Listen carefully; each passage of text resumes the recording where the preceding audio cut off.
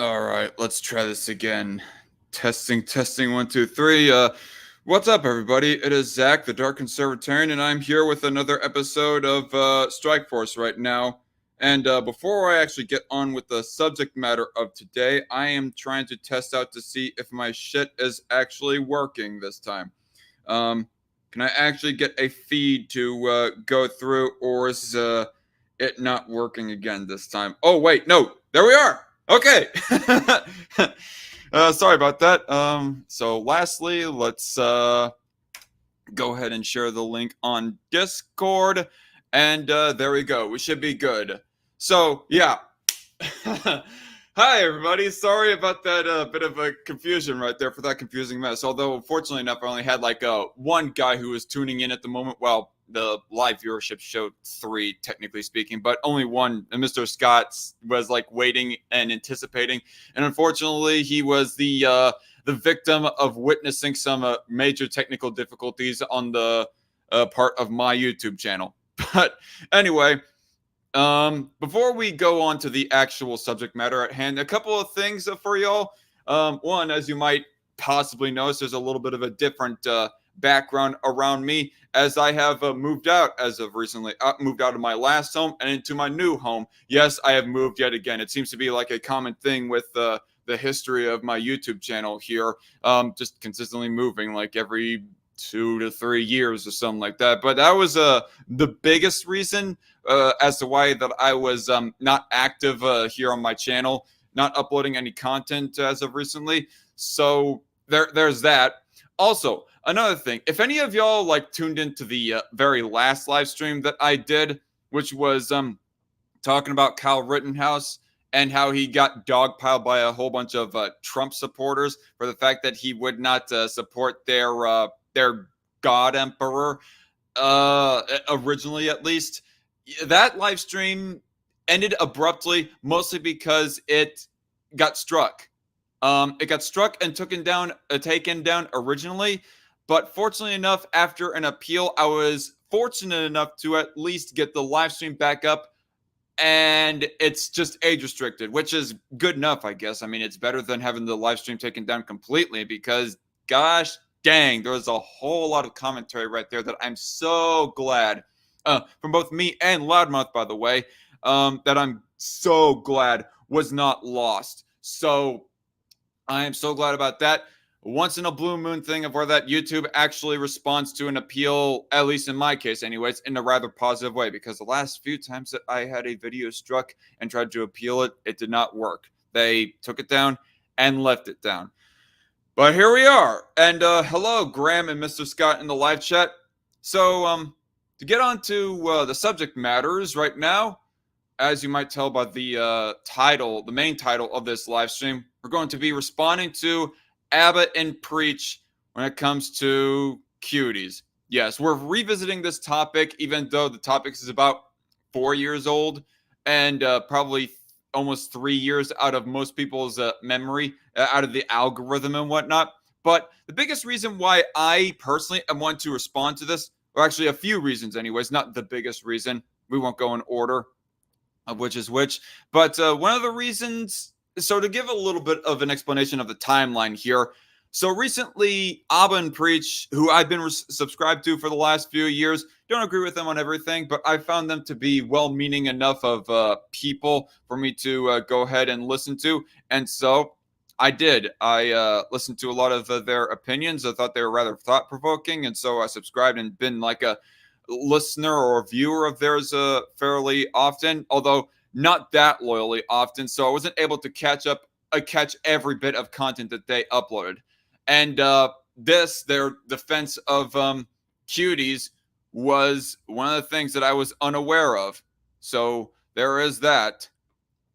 But the thing that kind of caught my attention, to explain the timeline, is that they made a video talking about Destiny, as far as Destiny's like let's say meltdown goes when it comes to the Trump assassination. Like, I don't know why it is specifically that the Trump assassination specifically is the thing that set him off, but it just is. It's the thing that set him off to finally say, fuck it, conservatives are a whole bunch of inbred subhuman monsters, and if they get shot, then whatever, they probably deserve it, and all that other psychotic crap. And, well, Abba and Preach, they made their own video about it. This we're not going to be talking about that video because, one, I did not find it disagreeable enough. Like, for one, they said some things that I agreed with. Like, I think it's all fair and good, at least originally anyways. I thought it was all fair and good that they were like pointing out some hypocrisy of certain segments of the right when it comes to relating issues. I was more disappointed than anything that they were given such a tepid, tiptoeing condemnation of Destiny's words, of him saying that if you get sorry, looking at the live chat there. If you get killed and you're a Trump supporter, well, then fuck it, whatever. If Trump got killed, then whatever. But now, I just wish that they had like a harder condemnation of that was the major thing. But then I listened to Jay Longbone's response video to Abba and Preach when it came to Destiny. And honestly, that's probably the biggest reason why I don't want to cover that video of Abba and Preach is because I could not do a better job than Jay Longbone, like at all. Jay Longbone actually pointed out some things that I did not even come to realize about Abba and Preach, that they were at the bare least pretty stupid, and the knowledge exactly that they had pretty ignorant, let's put it that way, of what they knew about Donald Trump, or B, they were being flagrantly dishonest with the way that they, well, maybe not Donald Trump specifically, but just misrepresenting people in the video talking about Destiny in general. Jay Longbone actually managed to go out and find the full context footage of statements from Trump and everyone else to show how that Abba and Preach kind of did some deceptive editing, for better or for worse. Some out of contextual editing. And also pointed out some other things that I did not realize until she said. She also pointed out a couple of screen caps of a couple of videos of Abba and Preach. One of them was about Cuties. And I decided to look back at that and was like, you know what? Maybe I should go looking back at that. And lo and behold, it's a riot, to say the least anyways. Like, maybe I saw this video way back in 2020, or just browsed by it anyways, saw the title, saw the thumbnail, and saw Preach as he gives this kind of cringe look in his face as they featured in the thumbnail. The title of the video was "We Watch Cuties and It's Complicated." And I don't really have necessarily an issue with somebody saying that something is complicated inherently. I mean, you can argue that Cuties is not complicated and maybe they're being overly sophist about it. But ultimately, I was just going to give the benefit of the doubt and guess that maybe they were condemning of Cuties. Lo and behold, when I actually watched the video, it's a lot worse than I was willing to give the benefit of the doubt. And it's the real tipping point. Abba and Preach being like kind of a pussyfooting when it comes to Destiny, that wasn't the tipping point for me. But this was the straw that broke the camel's back for me. And so, without further ado, well, actually, there's like another reason as to why that I'm responding to this is because I am gearing up to do an edited response video. Actually, I still am doing edited response video to somebody who is alleged to be an intelligent Cuties defender, named Khadija Mabo or Khadija Bo, however the fuck that you want to pronounce her last name. And this is kind of in relation to that. Maybe it'll like get me a little bit more motivated to work faster on editing that response video to Khadija. And also another thing was that they used a particular example in their video right here that I was about to use in response to that an example that I was going to use in order to respond to Khadija myself. But they use that example in a very twisted manner, as we shall see here in a few minutes. And by a few minutes might be an hour. Who knows how long it'll get until we get to that point. Anyway, let's do this. Take it away, Abba and Preach. When I watched this movie, I did not leave it thinking, oh, I can't wait to watch 11-year-olds do that again. I left it thinking, when I raise my kids, I don't think I ever want them to join a dance troupe. Today's topic. So we'll respond to that when we actually get to it. But it's the usual sophistries from people who are like, at the bare least, pussyfooting when it comes to the issue of cuties, if not outright defenders of cuties, saying that, oh, this movie, it doesn't make me want to like watch it again and again. I'm not like attracted to those kids. It makes me want to. It raised awareness to me personally to not want to be extra eyeful of my, is that a word? Eyeful, EYEFUL, to keep a much more watchful eye on my daughters. That's sort of a bit of, honestly, kind of sophistry, but anyway. Cuties. You guys wanted us to cover. Grand finale son 5 says the only cuties I want to see are in the produce aisle.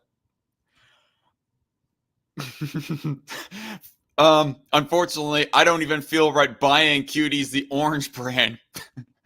This movie has kind of ruined the Cuties orange brand for me. But I hear you. I hear you, Graham. Cuties. The movie. Oh, I thought you were talking about like good-looking chicks and stuff. Speaking of which, what I'm talking about is like, you know, when you playing in the wrong playground and you get caught, and they're like, "Yo, what are you doing here?" And you're like, "Cuties." So this is a very controversial topic. It's a. Not so sure what that joke is supposed to be. I mean, anyway, are they thinking about something being taken out of context of where that there is like a man babysitting, I don't know, their own kids at the playground or something, and they all go like, "Oh, cuties," and then the Karen mother goes looking over and is all like, "Are you calling my daughters cuties, you pervert?" or something? But I don't know. Movie that came out, and it's basically took the internet over. There's a whole bunch of hashtags to cancel Netflix because the movie's controversial, involving 11-year-olds. Okay, so a couple of disclaimers. One, there's going to be big spoilers in this, and the reason why is in order to contextualize Don't give a fuck aspects of the movies that everyone is critiquing. I need to give the context of what's happening in the story to decide whether or not the scene itself is justifiable or not. And the second thing is come into this with an open. If it wasn't obvious, people, they watch the entirety of the movie. Now, I don't want to like make a big issue of people like watching the entirety of the movie in and of itself anyways. I mean, people like Shoe on Head and others have, I believe anyways, watched the entirety of the movie, or at least most of the movie. And I think that is more so that they could like get some credibility in responding to Cuties. I personally don't think that's very necessary, but I'm not going to be super judgmental on anti-Cuties people, Cuties attackers, watching a good chunk of the film. But at the same time, not necessary. Not necessary in order to respond to this trash. In mind. When we're having this conversation, I know it's charged, but please don't come at it all crazy. It's kind of like, you know, when I'm talking about trans-related stuff and people are like, "I'm fighting for my existence." I'm like, "Boo-boo, I can't talk to you if you're just being like, we're trying to protect it." I get it. Let's have this conversation. Let's try to be calm. Let's try to dissect this information. How I'm going to approach this. People like not validating a trans person's pronouns is nowhere near on the same level of sexualizing children. Not equivalent. I'm going to separate this into two parts. First, there's the marketing of the film, and then there's the film itself. Okay? Because the first wave of criticism that came before the movie even came out. Yeah, it was a poster came out, and everyone freaked out, and justifiably so. So when it oh god, I feel like I should have a censor bar like at the ready. Like if I was doing OBS studio streaming, I would have like a censor bar covering over this. Anyway, comes to the marketing of the movie, I agree 120%. It's, you know what, this almost seems to be kind of hypocritical. Like people, even people who are like on the side of defending Cuties, say that this poster is absolutely nasty and inappropriate, but at the same time, they hypocritically say that the movie itself is fine, even though the movie arguably shown even more than what Netflix shown in the poster. That being said, I don't know. Netflix may be worse in the way that they managed to get the imagery of. I can't even look at the screen right now. Well, get this fucking fuck out of. Feel so dirty. God, I can't. I don't know how to format this. I just I feel nasty like even showing this, but crap. What is the guy to do? Anyway, arguably. And actually, he might just say something that gives me context to respond to this. Let it play. Like the way they presented the poster that they used, the American poster that they used, really didn't portray the movie and really used the most offensive part to lure you in, which is kind of a silly way to do it. It's almost as if they wanted to do that. Yes, like outrage marketing. Yes, they absolutely wanted people to talk about. Okay, now to be fair, I think that Netflix, in a way, might have done something worse, or at least not necessarily worse, but more damaging, I guess, than what the French movie makers did when they originally made this movie. By making that poster and posting it on the home screen of their streaming platform, they managed to advertise the bodies of these preteen girls dressed all scantily a whole lot more than what Mamouna Dakour, that's the name of the director, and what Mamouna Dakour managed to do. Because honestly, Mamouna Dakour does not have as much marketing power as Netflix does. Arguably so. Although my point still stands that it's kind of hypocritical that even people of the pro-Cuties crowd, like Abba and Preach, are saying that the poster is trash because of the way of what it shows, obviously. But at the same time, the movie's not immoral garbage for what it shows. Didn't the movie have those kids twerking? Also, sup? What's up, JC Armitage? It has been a hot minute since I've seen you in these parts. Yes, exactly, JC. And as we'll get more further on down the road here. About it. Yeah. And guess what? It worked. They wanted people to talk about it. Right. So yes, I agree with you. The marketing, a bit trash. Whenever there's something that happens like the H&M and whatever. Maybe I should like look for the original video, or excuse me, the live stream that I personally did that was looking at the damning footage of Cuties. I should at least pull it up for linking in the description box below, because full disclosure, I did not see the movie at all, but there was a tweet by this one anti-Cuties guy did, compiling the damning evidence, all the clips that are the most disgusting parts of the movie. And really, that's all you need to see in order to compile the evidence. I mean, if you are going to be an active person here on the internet who is going to... Oh, shit. Sorry, I thought I might have... Probably should push my subwoofer back further. Sorry, I thought I punched a hole in it or something at first. Got new speakers. But anyway, if you're going to be active on the internet here, arguing as to why that Cuties is so bad, actively on the attack, excuse me, you might have to get some context, some information about the shittiness of this movie. If you're just a person who is like on the sidelines, say your grandma, for example, cannot bring herself to look at all into this movie, research anything at all, because she finds it way too depressing, excuse me, in her twilight years, well then, fair enough. But still, let me pull it up. Sorry. I'm really procrastinating real bad here. All the flops that happen in marketing, and they're like, "Oh, sorry, we didn't know," and they make these bullshit like excuses, and I'm like, "You studied years and years, plus the trends of what's going on with the different marketing, and you didn't know, like that is actually what you do."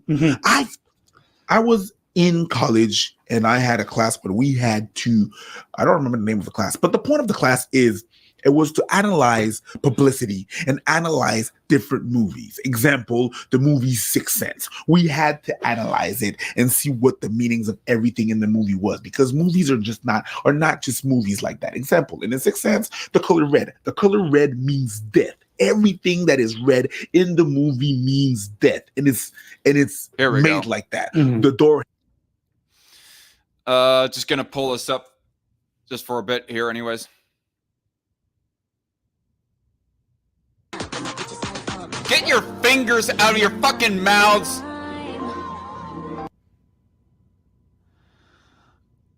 You know that one meme of Steve Carell from the fucking Office? Where he's all like screaming, "No! No! God, please, no! No! No!" That's what I feel right now. Yep. And I'll be linking this live stream after this video is all said and done. After this live stream is all said and done. If you guys care to like watch it yourself, but yeah, it's bad. I got the full brunt of how bad it is. So I know all the bad stuff about it. I don't think it's necessary to go over every bit of footage, but it's there if you guys care to watch it yourself. I hesitate to even rewatch myself rewatching or watching the clips, like the actual on-screen clips. Listening to it is like, yeah, but it just feels dirty to be watching it even more. JC Armitage says, I haven't seen this video yet, but if Abba and Preach really do defend the sexualization of the kids in the film, I'm going to be real disappointed in those two. Hold on to your pants, JC. Handle. The dress of the mother is red. The balloon that goes up the ceiling, everything before he sees dead people is red in that movie. Mm-hmm. So publicity and marketing works like that. They work many years to perfect that. So the fact that, oh no, it was just a slip up, you don't believe that. Your Steve Carell impression is spot on. Well, thank you, Graham. Anyway, they're going on a whole bunch of irrelevant shit. I don't know how relevant it is that I go commentating on all this stuff, but I'm going to try to avoid copyright infringement by pausing this every few seconds. Really don't buy it at all. I'm not mad at you. And I think also when you consider... I meant the other your... I got you, Graham. I'm not a grammar Nazi. You did not have to... or grammar Newtsy, as Mentis Wave would put it. What the original poster looked like compared to the North American one, the difference is astounding. Like when I looked at the original picture, honestly, it looked a little silly. There's nothing flagrant about it. Doesn't make the movie itself any less bad. No, right? It's like 4 girls fully dressed running down the street. But the marketing was done for who? A European market. Oh, okay. Yeah. The North American one had to be flagrant, and so that was the choice that kind of confused me there. And that's, I mean, it's funny. Is it the implied accusation here with the marketing, or the marketing saying, the marketing team saying, oh, America is more sexually prolific than that of France. Therefore, we have to do more risque marketing than for France. Isn't that kind of the opposite? Isn't France the more sexualized culture than that here in America? I mean, I don't know if we're absolute certain. It might be kind of worth looking into, but that's kind of what I heard. It was at least implied or alleged, anyways, is that France is more sexually prolific, more sexually hedonistic, if you will, than even that of America, or at least as an overall whole, anyways. Not to say that there's like not some rave club or anything else like that in LA that might make every single major city in France blush by comparison. Graham says, are you a grammar commie? Thanks for the joke. that's why I think when you put out an image like that and you don't, and the description that they gave was very minute and didn't represent the movie after having watched it. I thought it was odd that they did something so flagrant and added such... Netflix be Netflixing. In other news, a small description. And so in that regard, Netflix deserves all the criticism that it's getting, because I'm like, you can't be mad at people for not getting the full context when you put out a trailer and you put out an image that doesn't have any context to it. I can't be mad at them. I can't be mad. Well, this wasn't the point that I was mad at Alba and Preach.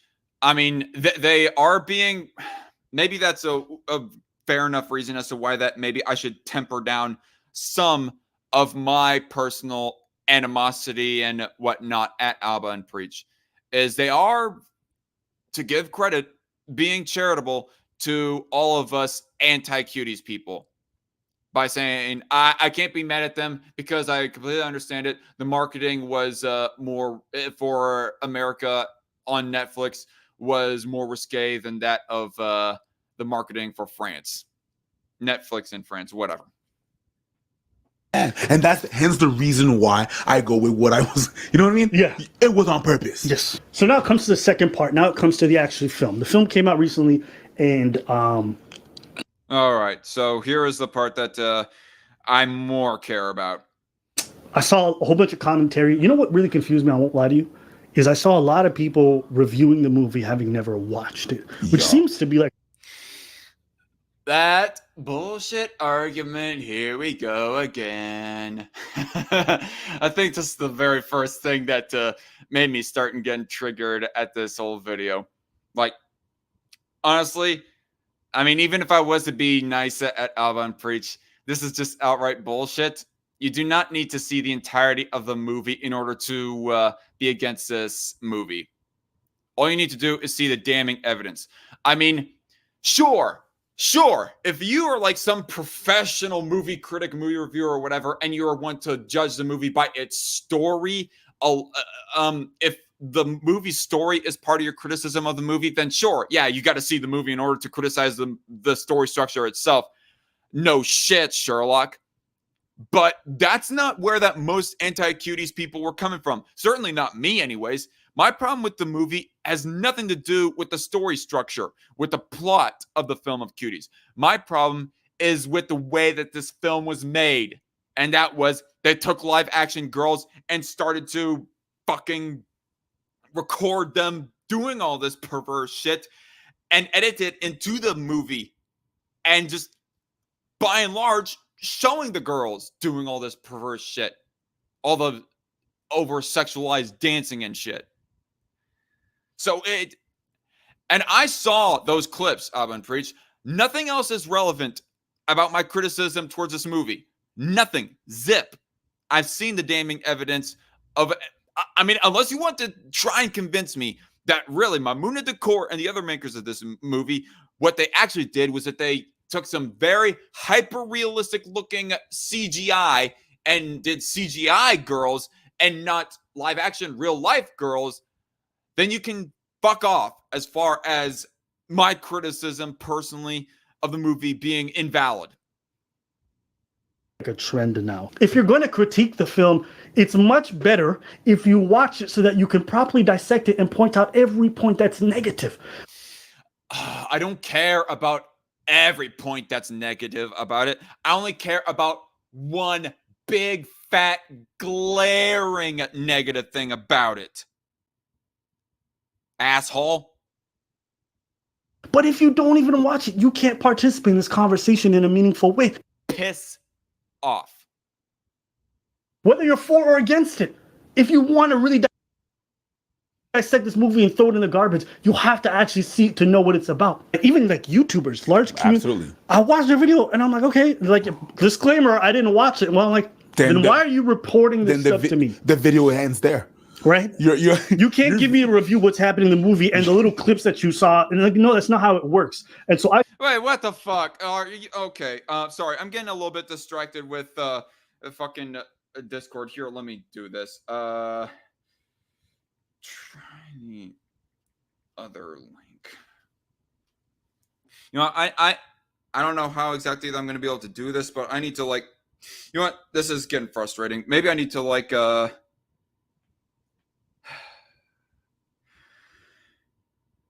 Nightshift 10,000 says these guys aren't fans of Cuties, are they? Sadly enough, Nightshift, They are, at least casually so, anyways. By the way, Night Shift, if you want to join the live stream right now, I sent the link in one of the new link, anyways, in the Twitter group chat that I have you in. You know, I need to like rewind this a bit.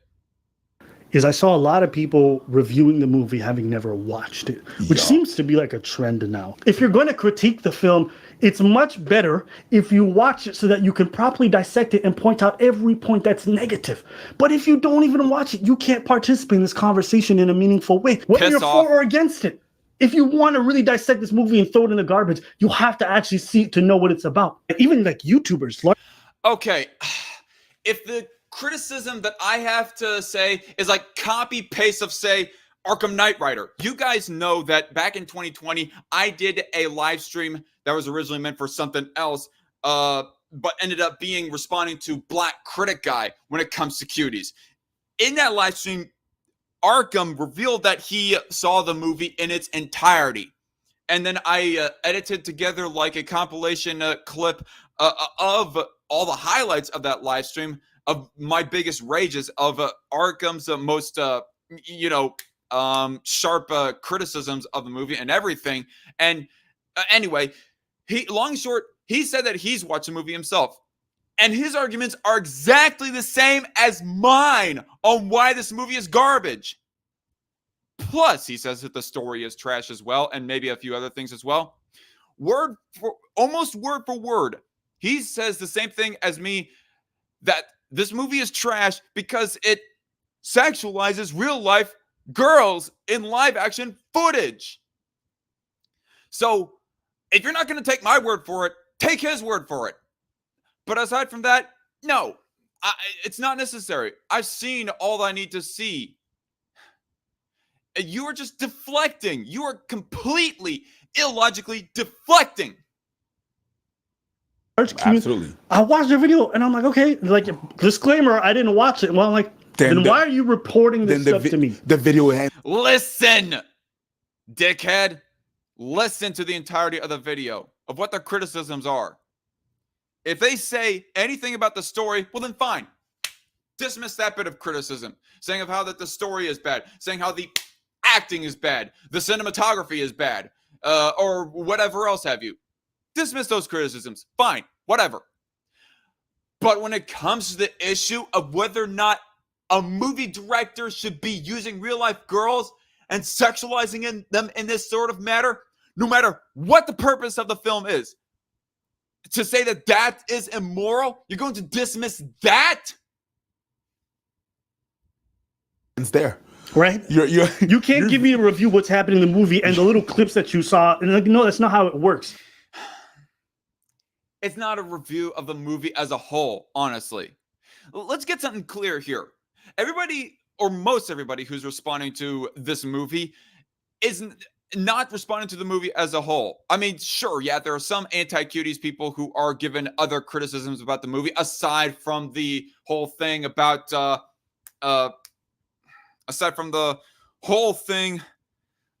crap, I'm getting distracted with the notifications right now. Aside from the whole thing, they're given criticisms about the movie, aside from the main thing being the sexualizing of the kids, of the preteen actresses.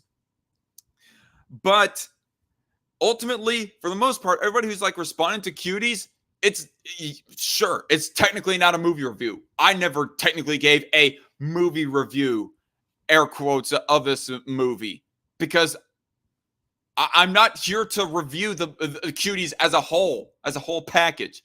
Just one thing about it that is just more than enough reason to dismiss the movie as a whole.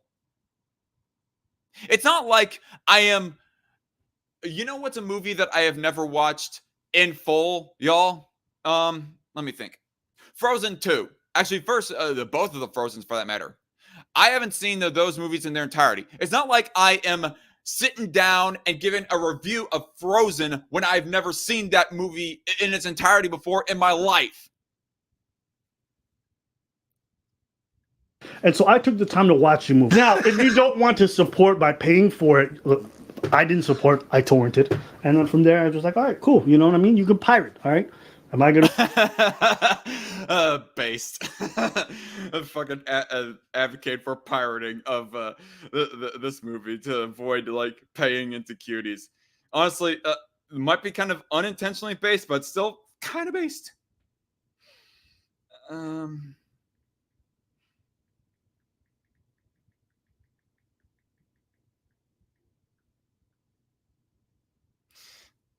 Anyway, you know what? Maybe I should like take a little bit of a pause break here to see if I can like let me try and do something here. Like, let me see if I can go ahead and delete the original live stream from my YouTube channel. At the same time, I'm going to try to multitask by reading some of the live chat here. So, JC Armitage said, the European poster isn't that bad. I'll agree on that, but the poster differences are kind of a red herring on why people hate this film. Yep. Let's see. Oh, shit. Yep. I have 2 different Strike Force episodes 244 on my Strike Force playlist. Let me see if I can remove this very quickly. Go to Strike Force. These guys aren't fans of Cuties, are they? Night Shift 10,000 says, I already read that one, but yeah, refer to what I earlier said. Yeah, they're at least casual fans. They'll give like their final summations at the end of the video, but still. Night Shift says, I can't right at this moment, unfortunately. We've got family over. Oh, talking about whether or not he's able to join my live stream right now. That's fine. You go ahead and have a chill time right now, Night Shift. Okay, this is the particular live stream that ended up failing because of connection issues. Let me set it to private at least and save. All right.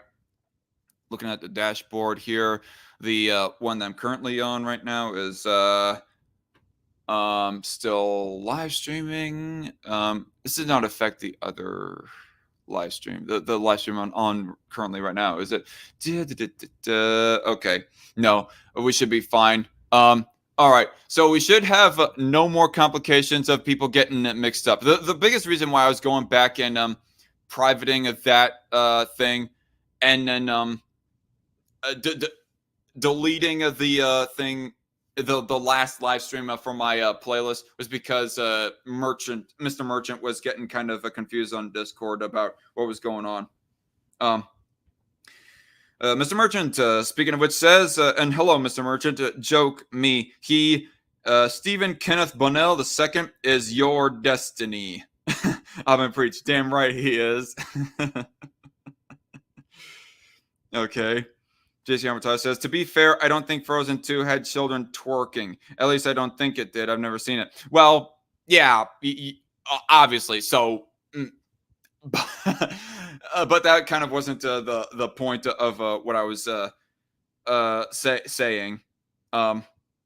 So obviously Frozen and Frozen 2, as far as I know, are not near as immoral as Cuties. I mean, yeah, there is the issue of them being rushed on time to where that they're put under some major constraints by Disney, the Disney Corporation, but that's not near as immoral as having live action real life girls, preteens specifically, twerking on screen, twerking on camera. JC Armitage says, I don't know if they're strawmanning here, but I don't think they seem to realize why people hate this film, i.e. the sexualization of children. Doesn't matter if the rest of the film is as good as Blade Runner or as mad or as bad as Madam Web or the Borderlands movie. The sexualization of children by itself is more than enough for many to consider this film irredeemably bad. Yep, exactly, JC. Hello, Arkham Knight Rider in the live chat. Glad you could join us. Anyway, to watch, am I going to pay to watch kids get sexualized? No, but if it's free, I'm open to it. Me and Preach come from a dance background. Wait. Sorry. Am I just hearing things? You don't want to support by paying for it. Look, I didn't support, I torrented. And then from there, I was just like, all right, cool. You know what I mean? You can pirate, all right? Am I going to watch, am I going to pay to watch kids get sexualized? No, but if it's free, I'm open to it. Me and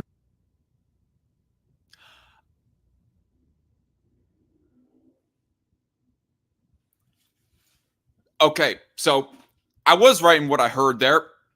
I'm trying to be calm and extra charitable right here in what Abba said there. But the raw wording right there was that watch a movie that sexualizes children if it's free. I'm going to try to be extra charitable to say that what he's meaning right here is see the movie in order to see for himself if it's immoral or not. That in and of itself is not the shitty thing here. The shitty thing here on Abba's part is him defending the movie at all. That's the real shitty part. But good on him, I guess, for not giving money to Netflix in order to see this piece of shit. Preach come from a dance background. Like, I've been dancing for over 10 years now. Preach probably way longer than me. Yeah. And I judged competitions. When I saw the outfits that everyone was freaking out over, I'll be honest with you guys, this is literally what you see at every dance recital. I can pull up videos on YouTube. Now, it's funny that they say that because just recently, you know what? I wonder if I can quickly pull it up here. 1 second.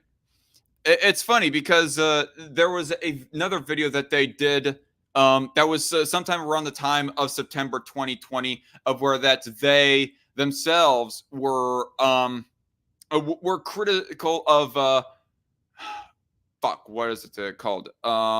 Beauty pageants. Pardon me. Let me see. Trying to protect Dance Moms. That was the name of the show that I was trying to think of. They were critical of Dance Moms. So they said that Dance Moms was pretty bad. Now, let me see if I can go ahead and... Okay. I don't know how badly that I need to show this particular video. In fact, I think I need to rewind a bit on the other video here in order to remember the full context of what he's saying. Like, I've been dancing for over 10 years now. Preach probably way longer than me. Yeah. And I judged competitions. When I saw the outfits that everyone was freaking out over, I'll be honest with you guys, this is literally what you see at every dance recital. Okay. And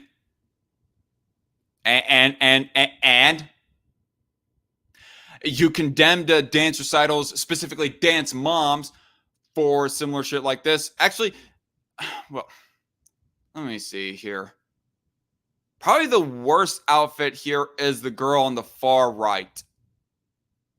This, by the way, is like one of the scenes of where it's like them practicing. Them practicing their dancing and whatnot. It was one of the clips that was included in the very Twitter thread that I reviewed right here. So that's how I know of this clip. This looks like that very same clip of where that they're practicing underneath the highway, their stripper-like dances. I mean, that's the fact that they do that kind of dancing alone is shitty enough. But if we're just taking the outfits by themselves, the worst one is probably the girl on the far right here with the black crop top. Yeah, I definitely would not let my daughter walk out in that sort of shit. The black girl with the sleeveless jean jacket is fine, I guess, although I don't know how much midriff she's showing. These two girls with midriffs, that's kind of bad too. Not as bad as girl with black crop top here, but I don't know. What they shown in the Dance Moms video here might have arguably been worse, but still, all the same. Why do you bring up this point again? Let's let Abba speak. I can pull up videos on YouTube right now of dance recitals all across this country, all across the U.S., all across Europe. And girls are dressing like that every single day. I'm talking about even when they go to dance classes. And you see girls 8, 7, 11, 12. And you condemned those things. You condemned those things. So, ergo, on the same token, you should be condemning Cuties for having these girls dress in similar manners for the whole, and record it and make a video, edit together a movie about it for the whole world to see. Dress like that every single day. Pop in an episode of Dance Moms. What they make those kids wear is way more revolting than even what Bullshit. Bullshit. I mean, just going off of the freaking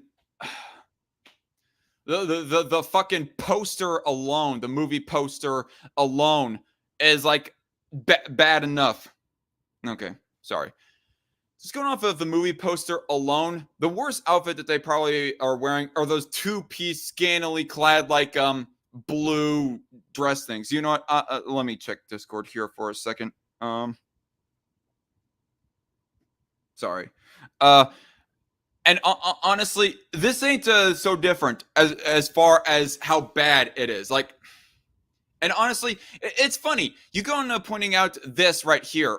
I don't even like want to show that for too long because it feels so nasty, so dirty. But you got showing some of the footage. We'll let it play just a little bit. Some of the footage that you've shown of these girls actually is, in a lot of ways, it's about as bad. Or what am I trying to say? I guess what I'm trying to say here is that they're both equally bad. Both the two-piece blue outfits that are shown on the movie poster for Cuties and the shit that you're critical of, ABBA, they are not different. They are not that different as far as how much skin on these preteens they show. All right, 1 second. We might have ourselves a bit of a guest here. Okay. Sure. Arkham Knight Rider was come on, share. What was asking for a link. Was asking for a link to the live stream, and so now I sent it to him. I should be hearing the tone at any moment now. But in the meantime, the outfits from Dance Moms and Cuties here are just as bad. It isn't that much worse in Dance Moms than in Cuties. The only reason as to why that, and no, never mind. He'll probably say the thing that I want to respond to here in a bit. those girls were wearing in that movie. Am I lying? Nope. Makeup. Actually, you are. Maybe not as much of gaudy makeup, but makeup is like the least of Dance Mom's problem. Makeup is the least of like any girl's problems when it comes to how sexualized they might be. Or maybe I'm making a gaffe right there. Maybe makeup does have a big contributor to how badly sexualized it can get as far as preteens go. Oh, Jesus, please relieve my soul. Forgive me for I feel dirty right now. All right, you know what? Let me go ahead and take a break from I'm preaching and listen to the live chat. Arkham Knight Rider says, I had no idea that video even existed, to be honest. Neither did I. Then again, I barely watched them. Unfortunately, I think the YouTube algorithm has been pretty bad at recommending Abba and Preach videos to me. And so that's probably the biggest reason as to why that I did not know that this video existed until like the recent week. That sounds pretty bad, says JC Armitage. Phantom Lord says, I will get the wood chipper. Reel it in. I'll help you bring it in with my car. Mr. Merchant says, I watched the first Frozen movie. Thankfully, I haven't seen any twerking in the first movie unless I missed something. Now for Frozen 2, I haven't seen it yet, so I can't comment for Frozen 2 twerking. Oh, that's like 2 live chat comments. Are people like... People are not... I don't think people are missing my point, unless I really did badly word my point about Frozen. I don't know. I was trying to make an analogy that that with Cuties... Anyway, I'm not going to reiterate my words. JC Yamato says, Jesus fucking Christ. If you told me those were scenes from Cuties, I'd probably believe you. Yeah. Anyway. And everything. There are twerk teams that you can find right now on YouTube with millions of views, millions of likes. No. And those are bad, huh? You're calling those bad, right? If those are bad, then Mahmouda Decor having these girls do the same exact shit, but for the purpose of making a movie that's anti-preteen sexualization, you should be condemning of that too. When I saw it in the dance world, I didn't like it. Personally, I thought that they were Then why are you being so fickle about criticizing about the fact that they recorded preteens dressing in these two-piece outfits and twerking and gyrating? sexualizing young children in order to prop them up as dancers. And basically they would push these girls and said, this is how you have to dress in order to win this competition. This is how you have to dress. And I've always had a problem. And it's a conversation that me, Preach, our other friends who dance have had. Like, yo, I have an uncomfortable feeling watching certain dance events because of how these kids are being forced to dress or how they feel like they have to dress. Oh, God. We're not even halfway through this video right now. We're just about getting to a third way through this video. I guess this is painful. Why do I subject myself to responses to Cuties defenders? Now, this is a conversation that we've been having for years. 4 years. So when I pop... Why? What is the disconnect? If this is a conversation you've been having for years, well, then why aren't you critical of Cuties as well by the same token? They're just letting themselves get gaslit into idiocy, into brain-dead idiocy. In this movie, I'm expecting it to glorify. And to my surprise, it does the opposite. I'm going to give you guys the plot. Basically, this is a Senegalese family. They're just immigrating to France. And the mom arrives with her 2 kids without her husband. And she comes to arrive and she's staying with the aunt who's hyper-religious. Okay? 3 kids, but whatever. Fair. So at this point, they're moving. Blah, blah, blah, blah, blah, blah, blah. In, all this stuff is happening. And the girl's really brought up in a hyper-religious cultural family. And the mom is revealed to be really sad because she just found out her husband is taking on a second husband. Her husband is taking on a second husband. Second wife. No, second wife. Plot twist. This is very progressive. Now it's a problem. Now it's a problem. And he takes on... Okay, that's probably one of the biggest reasons as to why that I've been subscribed to Alvin Preach is because there are times that they legitimately can be funny. They really love to play off of their own gaffes and poke fun at each other, make lighthearted fun about it. It's like, it's been good shit listening to these two in that regard until finding out about their opinions about this. And honestly, on the subject of the plot elements that they are mentioning right here, honestly, you could have those plot elements in there without using real life girls, have them dress up scantily clad and and dance sexually. You're gonna... How many times do I have to say it to Cuties defenders? How many fucking times do I have to say it to Cuties defenders? How many times will it ever actually process to any Cuties defender? Anyway. Second wife, and you see the mom is really torn up by it, like in private. And the young daughter sees that, and it really hurts her to see her mom having to accept the idea that her husband is just gonna... Oh, shit. Oh, sorry there. All right, I'm here. All right, now it's fine. It's fine. It's fine. Yeah, first question I have to ask. Oh, hey, it's been a long time since I've talked to you. So, hello. What? Can you hear me? Yeah, I can hear you, but it's just the last thing that you said. It sounded like hello. It's been a while since we've talked. That's what I was essentially saying. Okay. I don't know. Maybe you said how are you, and it just Yeah, how are you? I said how are you first. Then you said it so fast. Can you actually hear me? Yes, I can hear you. It's just okay. I'm just making sure my audio isn't. Yeah. So it's been a while since we've talked or done any of these kinds of streams. So. Yep, been a hot minute. And a lot has happened. Anyways, yep. when did this video come out? The Alvin Preach. It's a rather old one, September 12th, 2020. But the biggest reason why I don't know if you caught the beginning of this live stream, but the reason why that right. Sorry. But the reason why I'm responding to this is because I was made aware of this video via Jay Longbone, who's making a response video to Abba and Preach, who were covering the whole issue of Destiny, saying that it's okay, or he doesn't.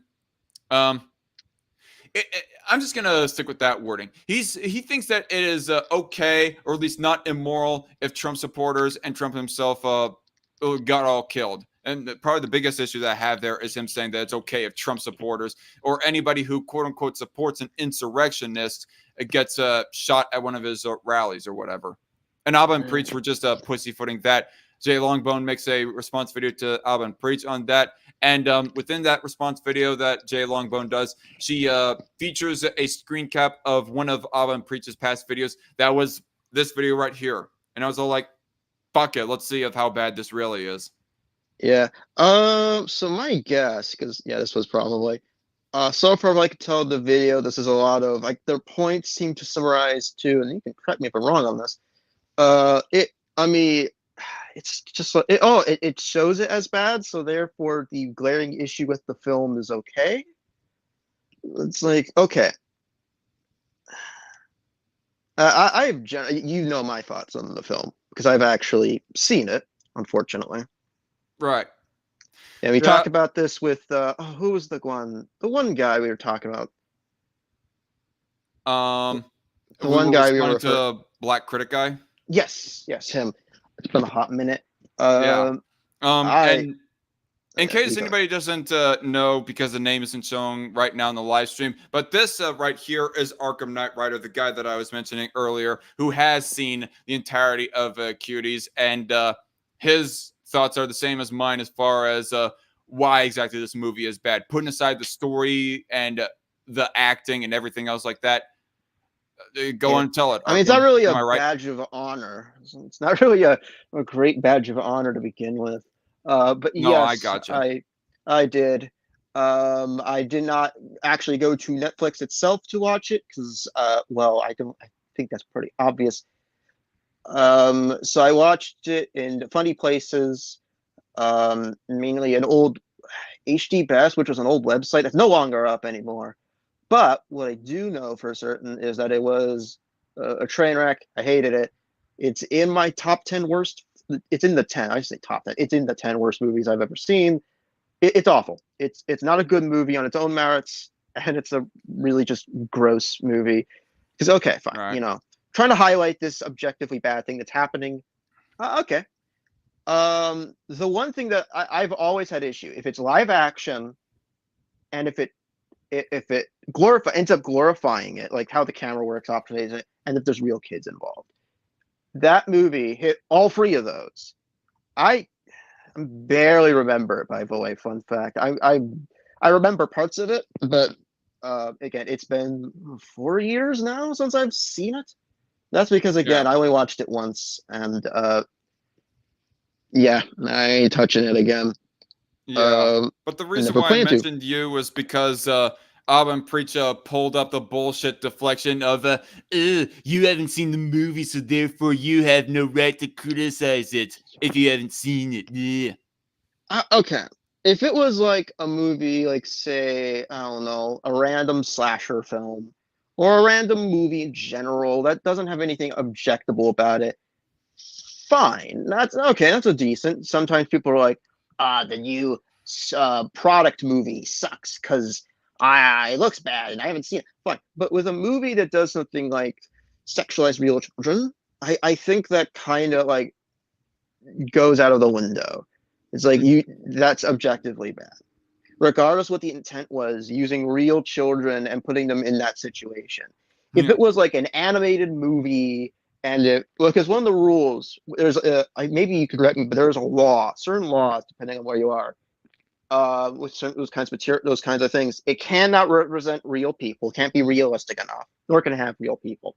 So if it was like adults voicing them, and it wasn't glorifying it, and if it was like, about this like animated, I'd say depending on how good or bad it is or how exploitative it is, I can see it working. But in its current state, no, absolutely not.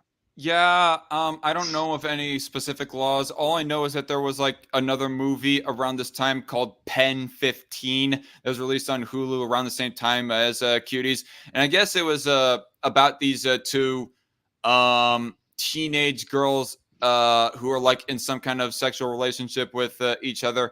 But here's the thing: they used actual adults for the Yeah. parts. I They did never not even look heard. they did not even Oh, look like that young of adults, so it wasn't even convincing. But I guess, hey, that makes it even more blatantly obvious that, hey, these are definitely adults that we're using, that we're recording in these sexual scenes right here, not kids. So therefore, don't arrest us for child porn. I've never seen Pen 15. I ain't even heard of this movie I just until you seen mentioned it. trailers. Who's in it? Is there anybody in it I actually know of? Maybe it I might ring honestly bells. don't know, and I don't give a fuck. It just, aside from the subject matter, I mean, ultimately, it just looked like a video that wasn't really for me, did not intrigue me or anything else like that. Right. I was just wondering if it was like major Hollywood or a big Hulu thing because I had never heard of this. Like, It looked like a very boring teenage rom com sort of thing. uh, I need to look this up. Not the movie, but more so the information, just to see if I actually heard of it. Because that might, again, I may have heard of like the name. I never knew anything about it because 2020 was such a blur for me for movies, so it's hard to really. You had to be either really good or really fucking awful to be like, oh yeah, I remember what that is. And Cuties unfortunately falls in the latter category. So Yeah. also because it was a big deal, that movie. I remember that thing being a huge deal back in the day. It still kind of is now. Like it's still being brought up with Sneeko and Cuties all is? that. Yeah, Oh yeah, because yeah. people are going back to Sneeko because Sneeko was like a massive defender for Cuties and That's has a lot of. that's probably like one of the biggest reasons that, or one of the closest reasons as to why that Cuties would be relevant right now nowadays is because recently, I guess, Sneeko and Moist Critical had a debate that was tying in somewhat with Cuties. I know that the debate was largely about age of consent, and unfortunately, Moist Critical was kind of putting himself in this hypocritical tight spot of where that he was all like, kids having this underage people, kids and teenagers having sex, that's a no-go, but underage people, kids and adults having transgender procedures, that's okay. And If my memory serves, that was because he was just brought onto some random debate and had no clue what he was doing.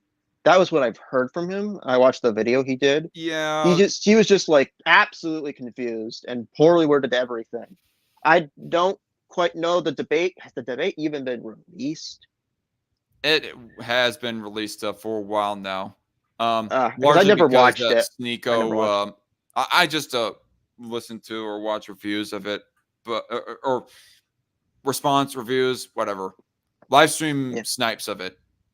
Well, anyway, Oh, there you go. what was there Sorry. something else that you was gonna say? Otherwise, we got to get No, on. I was just gonna say I refuse to engage in it because I hate Sneeko. I just hate listening to his voice, and I just can't stand him like at all. He's a Yeah. nuisance. Then again, that whole crowd that he's a part of, I just generally despise. A guy It's one. is just the personality of a douchebag with a voice and a cadence of an Uberspurg. But that's like everybody in that crowd that he's a part of. Like every I mean, person in that fair, particular. Andrew Tate does not sound exactly like an Uberspurg. He just sounds like a He is. regular Well, old he's a motherfucking douche. scumbag. He's Yeah, just a those scumbags, but just I'm like talking about their patterns of speaking. Oh yeah, no. Sneeko Like is the kid trying to Sneeko fit versus in. Andrew Tate. If we had to like if you had to like ask me of who I think is the smoother talker out of the two of them, probably Andrew Tate, honestly. Well, Andrew Tate has a big audience. He has, say what you want. I despise the man. He's a horrible human being. But there's a reason why a lot of men were gravitating towards him because he had all these. Well, first he was very good with marketing and getting his image out and creating this image. And the result was like these ludicrous statements and like, wow, people, and then certain people like, oh wow, this basic point that everybody's made. Oh, maybe he sprinkles it on to make himself look legitimate. Maybe that's a good stance. good stance. I'm so smart. But yeah, again, I understand how it's very easy to see how Tate operates. It's not difficult at all why Yep. he got the way he did. Partly, and also because YouTube unfortunately fed into his like boogeyman creation of the scary creature. Oh, they're silencing us, and it's like, okay, And by the that was. way, Oh yeah. just to say to any Abba and Preach fans who might come across this, we are against Andrew Tate in the same way that they are. Oh yeah. No, But I anyway, despise him. I we should not despise him with every get on fiber this. of my being. I don't We like him at shouldn't all. really And be getting that much on a side tangent of the manosphere pundits no. like Andrew Tate. No, that's and fair. Nico Well, I and mean, kind whatnot. of makes sense considering the topic here. It does make sense to discuss it.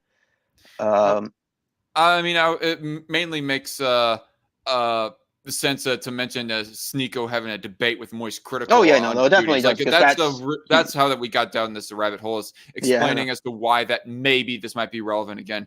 But anyway, I think we're gonna just continue on. Continue. Yeah, I'll continue. Take it because of cultural reasons. Mm-hmm.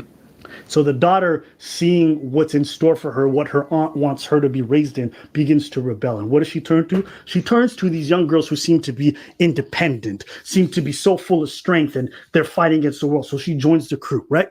Mm-hmm.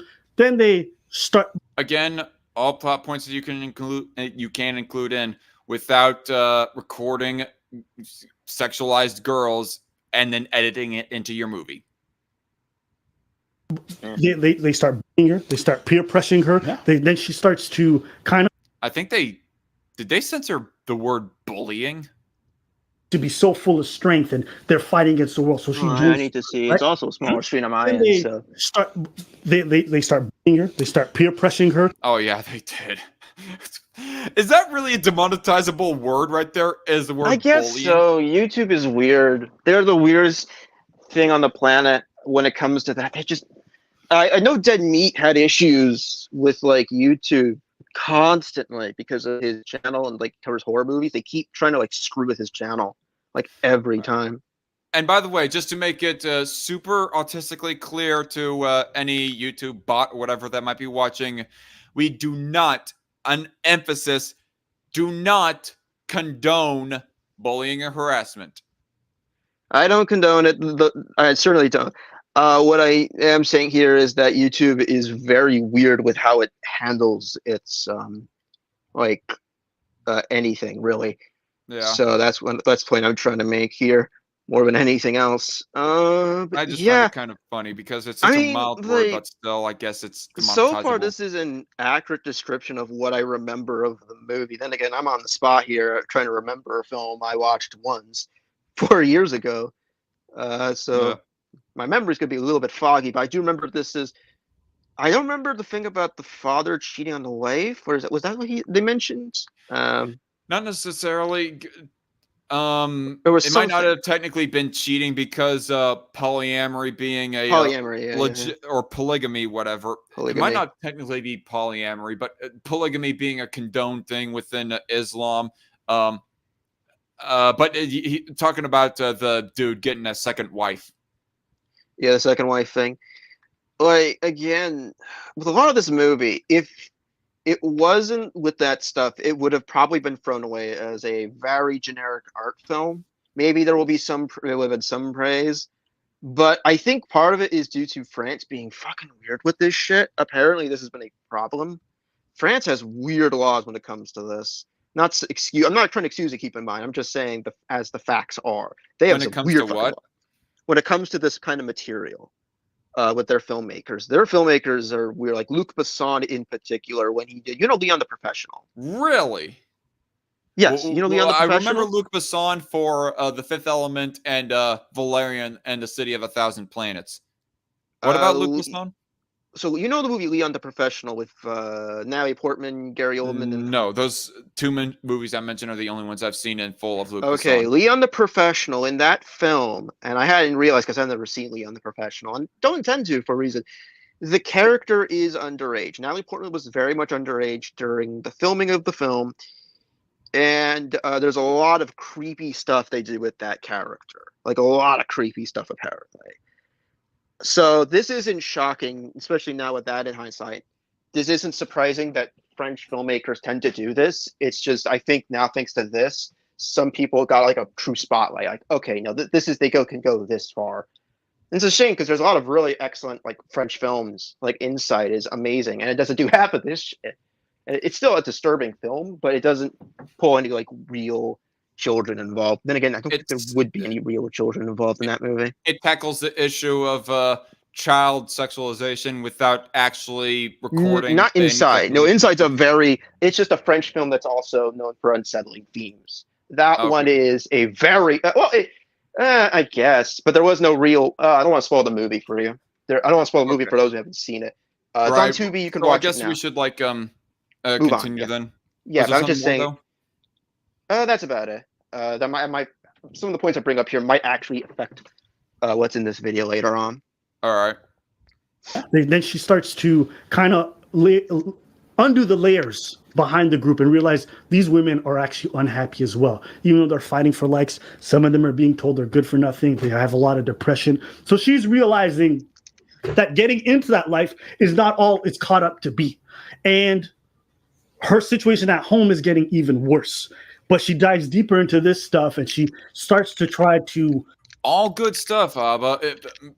Making a story tackling all this stuff, all fine and dandy stuff. I mean, depending on how well it's executed, and I guess for to you, it wasn't executed that well. But still doesn't justify. That still doesn't justify the sexualization of the kids. But we'll like tackle that a little bit more later. What are you saying, Arkham? Executed like very. Again, it's if I was to take out if there was a cut of this film that existed, which probably could exist, I wouldn't really look out for it anyways, but let's just say there was a version of this film that was an alternate universe where they didn't have any of this weird stuff, but they just cut it and was being tasteful.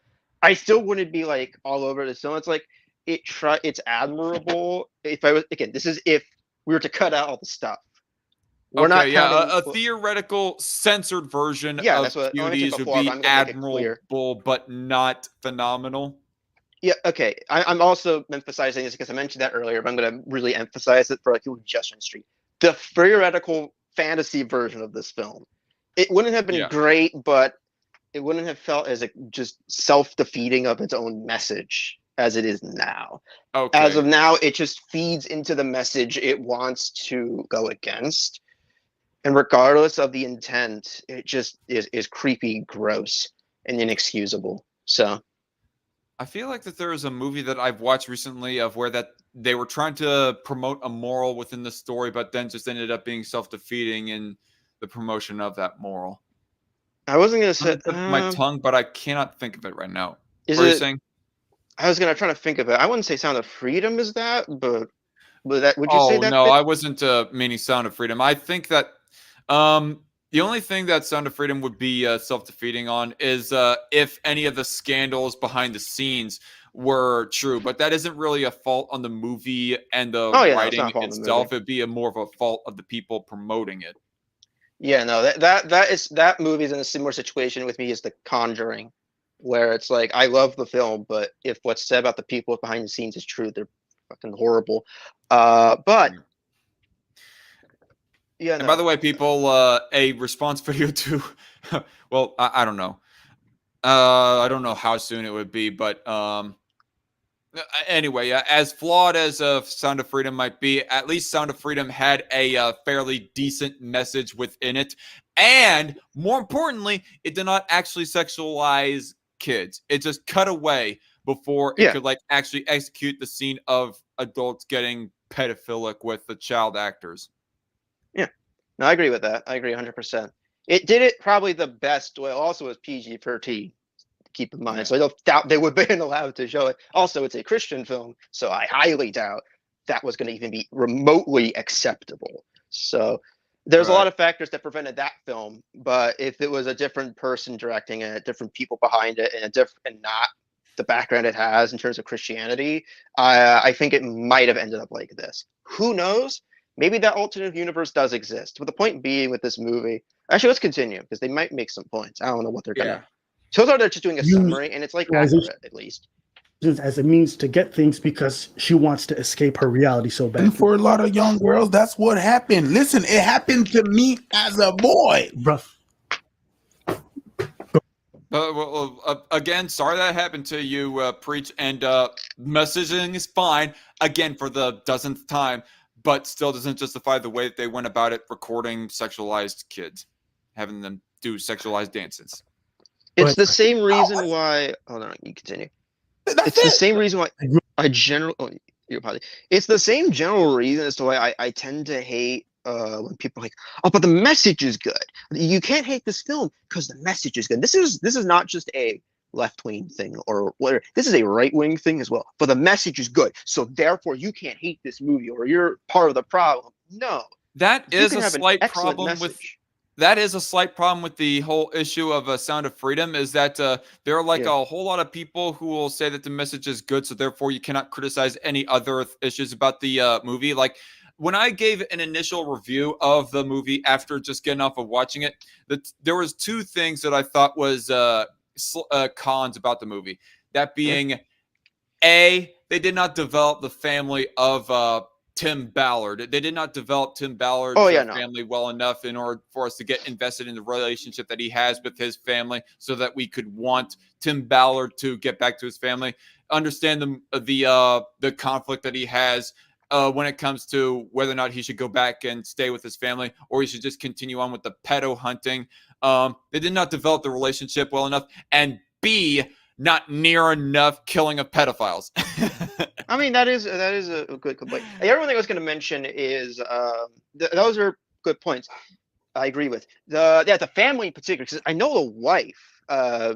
What's his face? Tim Bauer's wife had a huge part in his life, apparently, according to the interviews my dad listened to. And he was disappointed they didn't cover that in the movie because it just kind of sidelined the character. The other thing is the movie kind of feels like it has two endings. And just extra emphasis to all the Sound of Freedom people out there, defenders, excuse me. Let me put it this way. All the Sound of Freedom defenders who are more extreme than me in Arkham, we're not saying that the moral of the movie is bad. We're just giving slight critiques about it. And we're giving what structural critiques to the film. Yeah, is the movie has two endings pretty much, and it feels like it has two different endings, and it's so jarring. It's so jarring. Again, not a bad movie. As a movie, I'm looking at it as a film because that's what I like to do. As a movie, it's a very well done film. It got the reaction it needed out of me, and it was a very effective film. Very well done. I own it on Blu-ray, for God's sakes. Mm-hmm. It's one of the few Christian films that isn't overtly Christian, which good. All it says is God's children are not for sale, which okay, atheist, are you really going to get that triggered with the fact that he says God's children are not for sale? I don't know. I didn't mind that at all. I do not know of what your religious beliefs are. I was just saying that as like a broad thing to any non-religious folk out there. Oh no, me. I'm Christian. Okay. I've been open about this for a while. That you were. Sorry. I've been open about this for a while. I'm shocked. And then again, it's been a while since we talked, but still, like, I've been open about this for like a also religion has been like one of the things I don't think we've ever talked about with each other so much.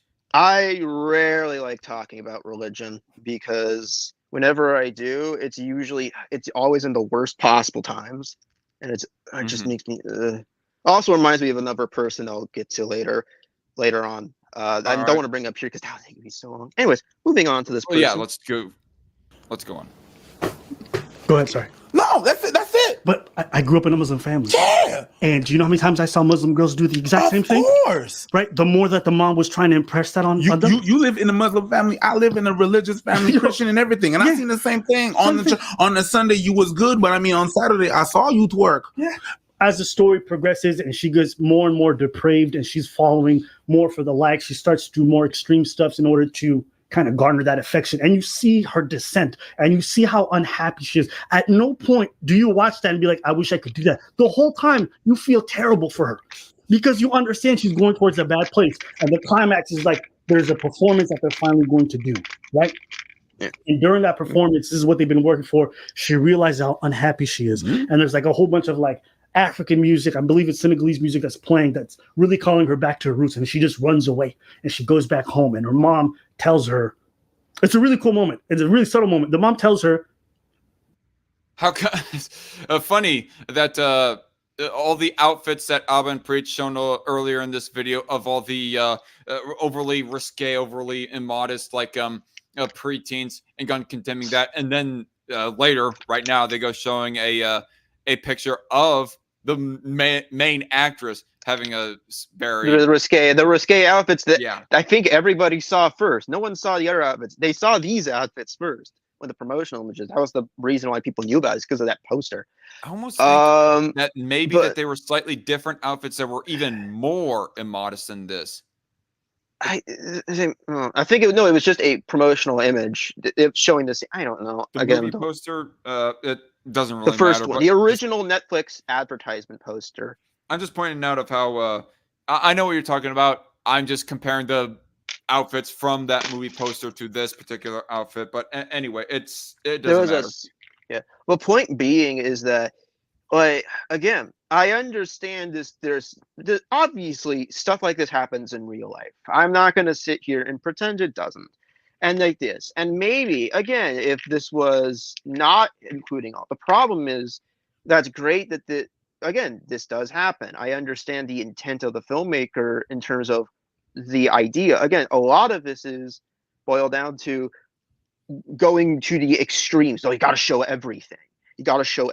Again, this is not really off topic, but there was a Red Letter Media episode about they were covering this Best of the Worst, Wheel of the Worst thing, and they were covering this sex education for kids, this cartoon. This was one of the things they landed on, and it was very explicit. It showed like boobs and like a cock and all that. It was weird, and they were like, they described this movie inadvertently perfectly.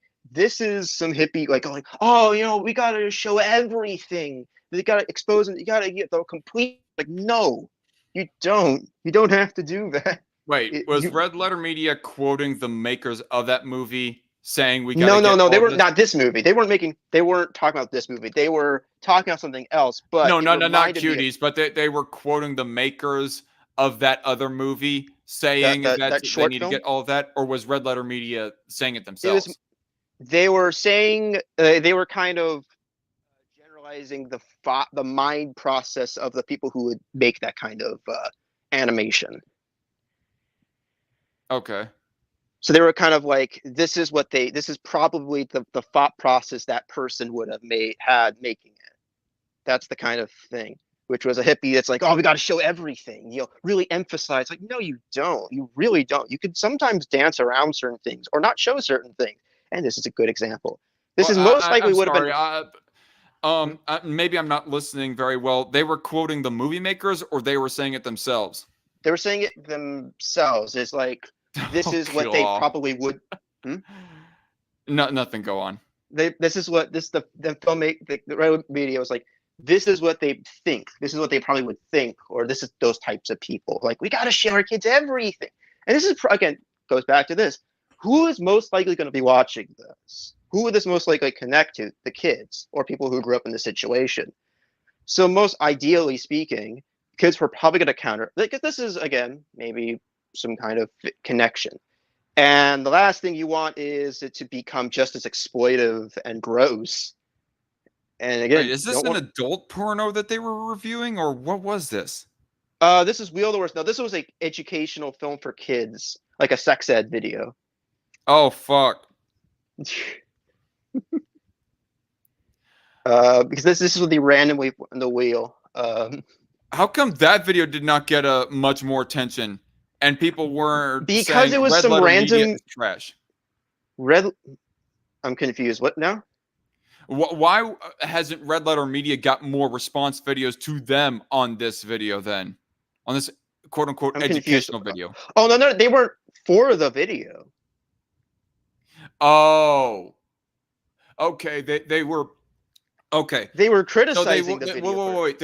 So they weren't quoting the movie makers. They weren't even saying that they believe that themselves. They were theorizing of what the movie makers might say about that educational video, saying that the people defending it will be all like, oh, we need to get every bit of this nudity and all that shit.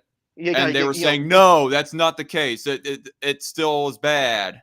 Yeah, it's still that's you don't need to do that. It's dumb. That's what their point was. Okay, never mind. I'm sorry. We're having a bit of communication gap here on this call. Yeah, that's fine. If I'm poorly miscommunicated, I poorly miscommunicated. I'll be a fault for that. Jason Armitage says, "Why do all of those bright outfits the girls are wearing remind me of the Capitol's fashion sense in the Hunger Games?" Right?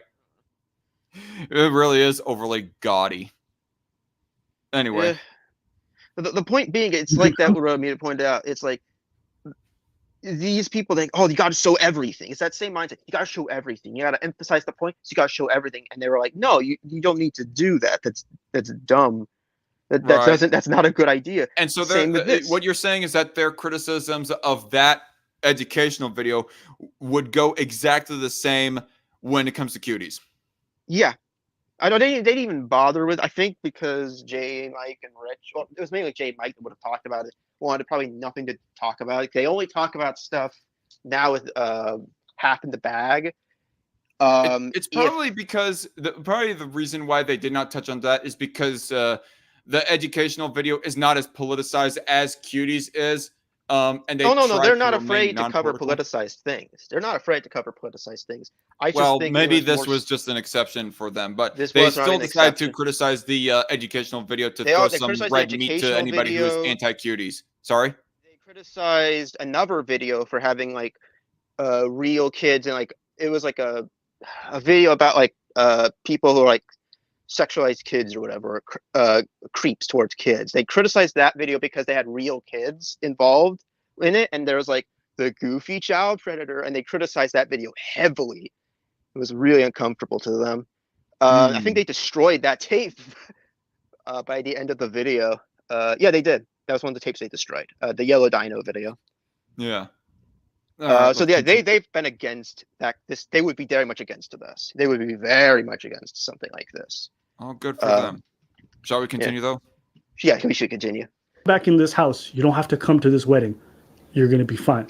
So the girl changes from her twerk outfit into a very like just regular outfits. She goes outside and she starts hopscotching. And I thought it was a good middle ground. She didn't have to go to that full conservative where she has to accept a second one. But she accepted her kid, Yes. her being a kid. And the child also accepted a sense of modesty where she realized I didn't have to do all of that to be accepted. And so at no point in the movie did I feel like they were glorifying it or making it look positive. They did the opposite. That's at least on the surface of what their intentions are, but who knows? Maybe, I mean, not to screw on the tinfoil hat here a little bit too tightly here, people, but maybe there's like a underhanded intention on the part of Maimouna Decor that she's going to make a movie that utilizes the sexualization of children, supposedly to make a movie that is allegedly against the sexualizing of kids, in order to open the gates possibly for somebody in the future to utilizing the sexualization of kids in a movie to try and say that sexualizing kids is okay. I would agree with that point, except the movie, it doesn't do that a lot. Here's the funny thing with the movie, and it's not saying I understand that Cuties, it does not do that specifically. I'm just like oh yeah, no. Kind of hyper theorizing here, but it's just it's kind of a baseless theory. Like y'all dismiss that if you want to, but it's just that they're hinging a lot of the movie off of its intentions. And I guess what I need to say more accurately is that the intentions are irrelevant. I mean, you recall Babylon Bee and what their reactions were to the whole Cuties controversy, right? I know they made fun of it. They made fun of the not really of the contract. They made fun of the idea of Cuties itself. They were like, right, but we're going to remember show what exactly they said? They made the we're gonna make a movie that's anti-killing puppies or whatever by shooting puppies. Exactly. Guys, we're gonna show why it's bad by doing the same thing. It's bad, guys. It's the same thing here, and that's more like what it is, because for some goofball reasons, weird standards in France with their movies, they have like French directors like this. It's like no, we got to show everything. We got to show it like. And do the thing to prove that it's bad. Like, okay, yeah, stop. Honestly, I don't even think that a documentary that goes on talking about rape any okay, I don't want to say rape culture because that's an obvious like a feminist buzzword, but I don't think any documentary about rape and any kind of culture that perpetuates rape has ever like shown an actual rape happening. No, Like they if there don't. is caught footage of you know, say that for example somebody was like making literal rape porn and the woman actress that was dragged into this, literally did not consent to the making of this porn, and so dude one just goes on to all ham raping of the girl, and then dude two is recording it, and then I don't know, the police like find this footage, and then somewhere it's deep in an archive, then some other guy, movie director, wants to make a documentary about the immoralness of raping and all of that. Somehow he gets his hands, legally speaking, on this footage, and therefore he shows that the very rape footage in order to make the point. I don't think any documentary about rape has ever did shit like that. No, I can point to two documentaries that not covered that subject, but covered other subjects that. There's two in particular: the "Don't Fuck with Cats" documentary and Grizzly Man. I think the Grizzly Man, that was about the I forgot the guy's name. The guy who was mauled to death by a grizzly bear ended up getting mauled to death. They never showed the video, like at all. There's some noises of it, but like you can hear some of the sound of it, but you cannot see the video. The "Don't Fuck with Cats" video is about you know, Luca Magnotta, or familiar with that name? No. Serial killer, essentially. He was a guy who killed animals and was infamous for killing a random guy, not random guy, some guy, I forgot the guy's name, but he killed that person. It did horrible things to him after, and they never showed the video there. You don't usually show, good documentaries tend not to show, like, be exploitative.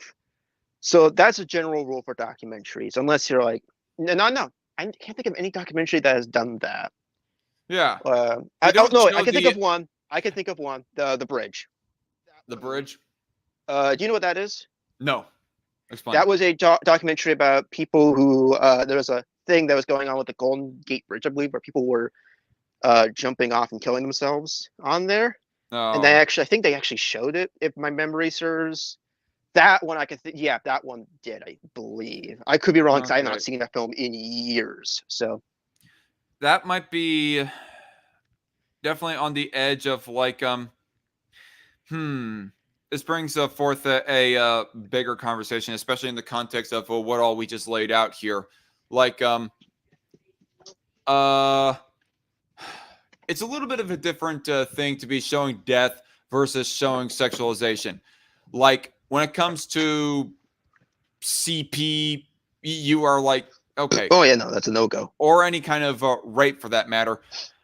I don't know. I don't know exactly how to tackle that, but I would gander to say that showing any kind of explicit sexual type of stuff that was against the consent of the person at the time of the recording is a whole lot more disgusting and disrespectful and even violative of the person's like consent than showing a footage of somebody who died in war, like somebody somehow caught some like helmet cam footage of an army soldier in a battle with Taliban people and shown that footage, or in that example shown people jumping off the Golden Gate Bridge.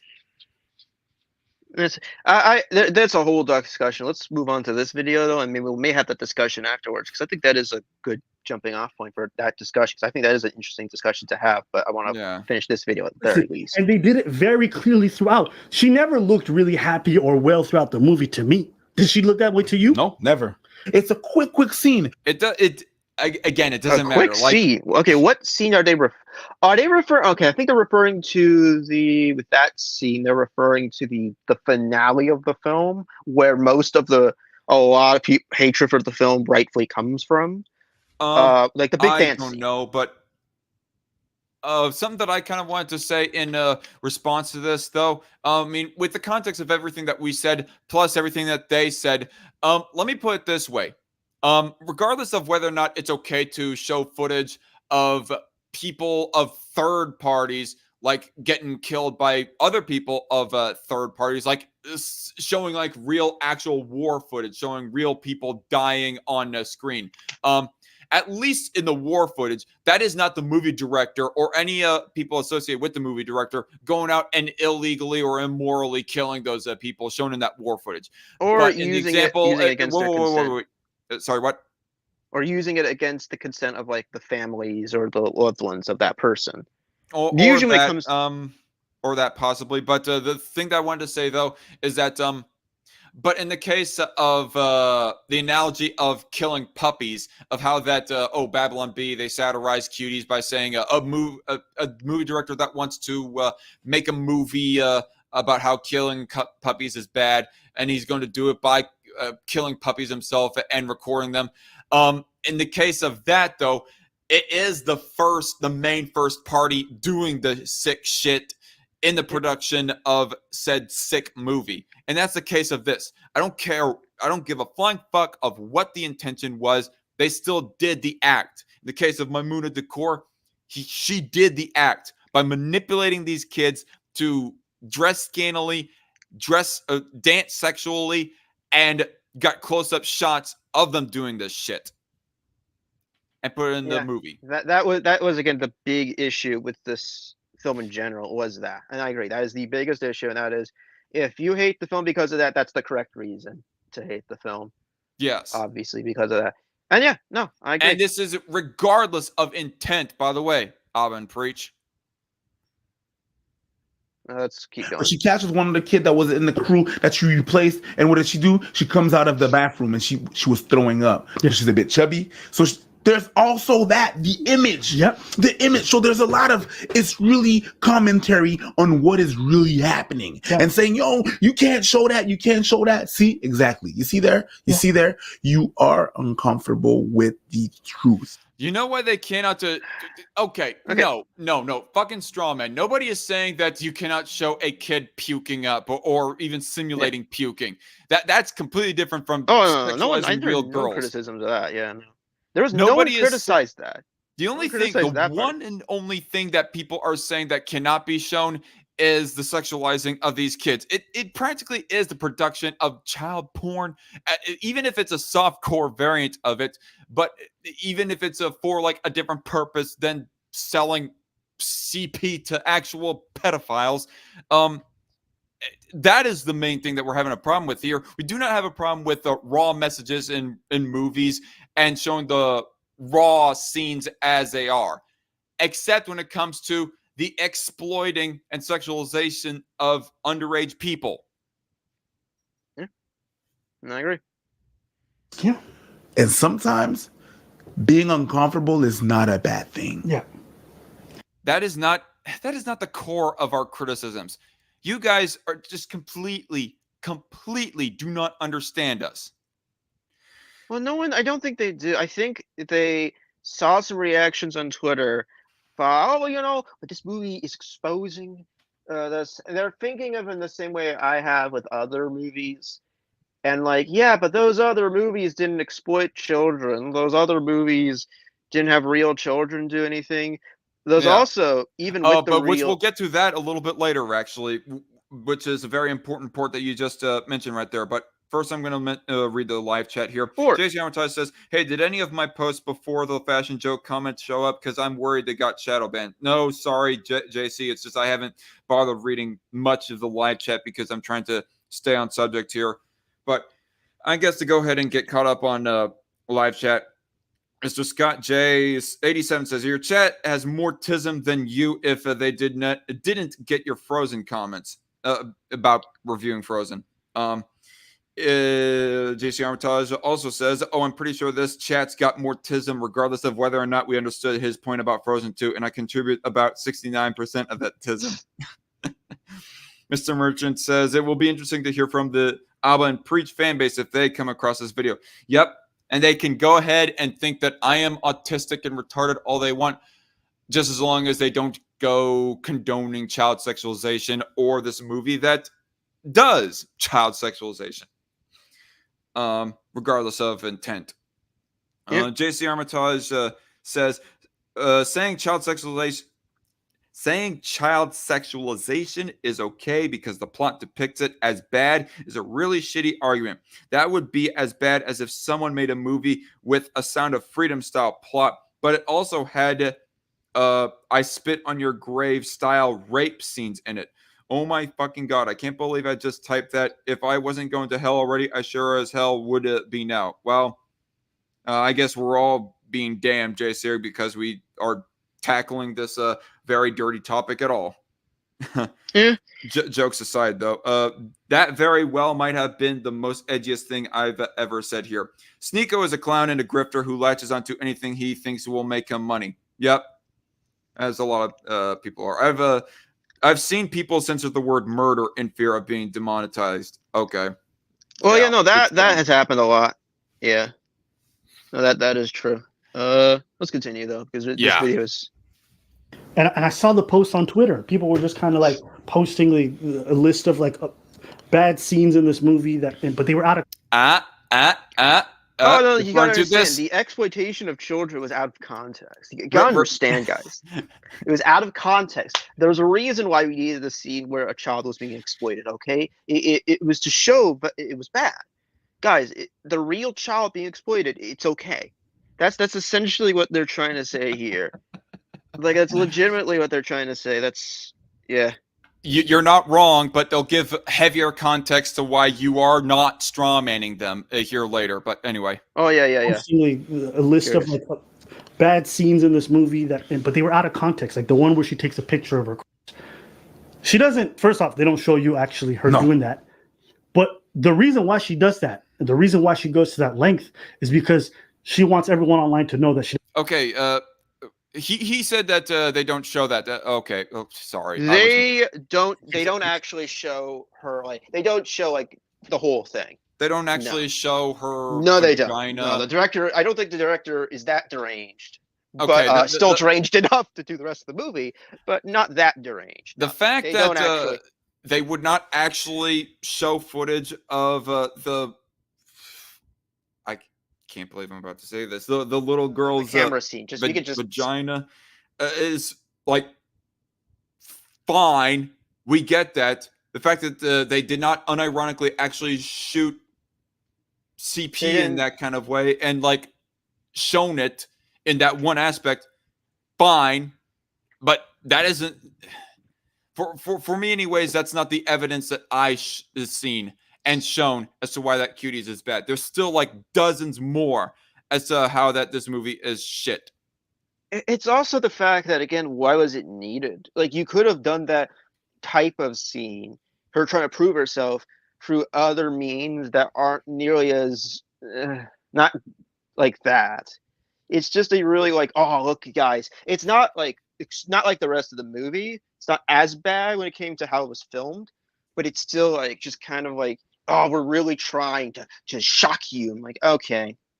I get what you're trying to do, and you're not good at it. So.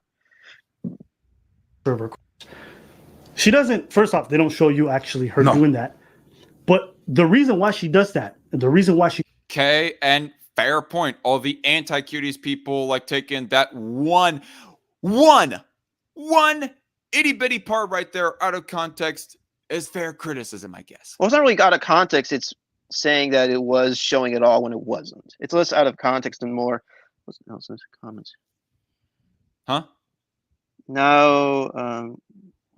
Okay. No. It just had some like notification earlier. But yeah, no, you can keep going. Yeah, it's just like it's more so that she wants everyone online to know that she doesn't have a bad crotch because people were making fun of her. So she's going that far in order to be liked on Instagram. That scene where she's like slightly taken off. I will say though, if they actually did show a picture of a girl's, they did not. Not to my knowledge. I don't think they did. No. Yeah, then I would hope, anyways, that all of us, including you two, would then advocate for banning this movie.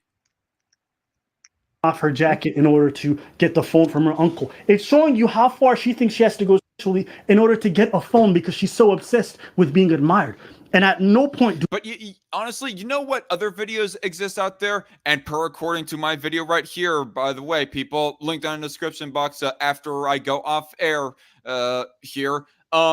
is that they did all these kinds of gyrating, shaking their butts, and the camera was taking close-ups of all this shit. I mean, despite the actual like no regions being technically covered, it was still pretty. I can't even utter the words because it's still gross. It's still gross. They did a lot of gross stuff involving the kids still. Yes, there's still like a lot of other immoral shit that Maimuna, the cameraman, and everyone else involved in the production of this movie did and shown in their movie with the preteen girls.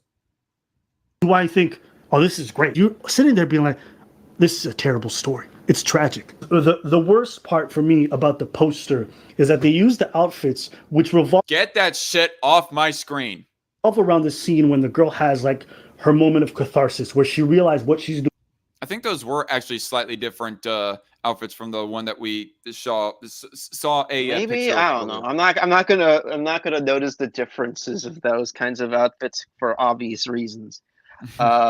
But the point being, like, again, I get the point of the scene. I understand what they were attempting to do with the scene. The problem is, by showing the actual children get sexualized and doing those stuff. Again, I think I mentioned it in our old video on Black Critic Guy. All they needed to do, all they needed to do with that video, that scene, was just show the judge's reactions, or maybe a close up of the main character's face, like that. That's fine. Her close up to her face and like being shocked.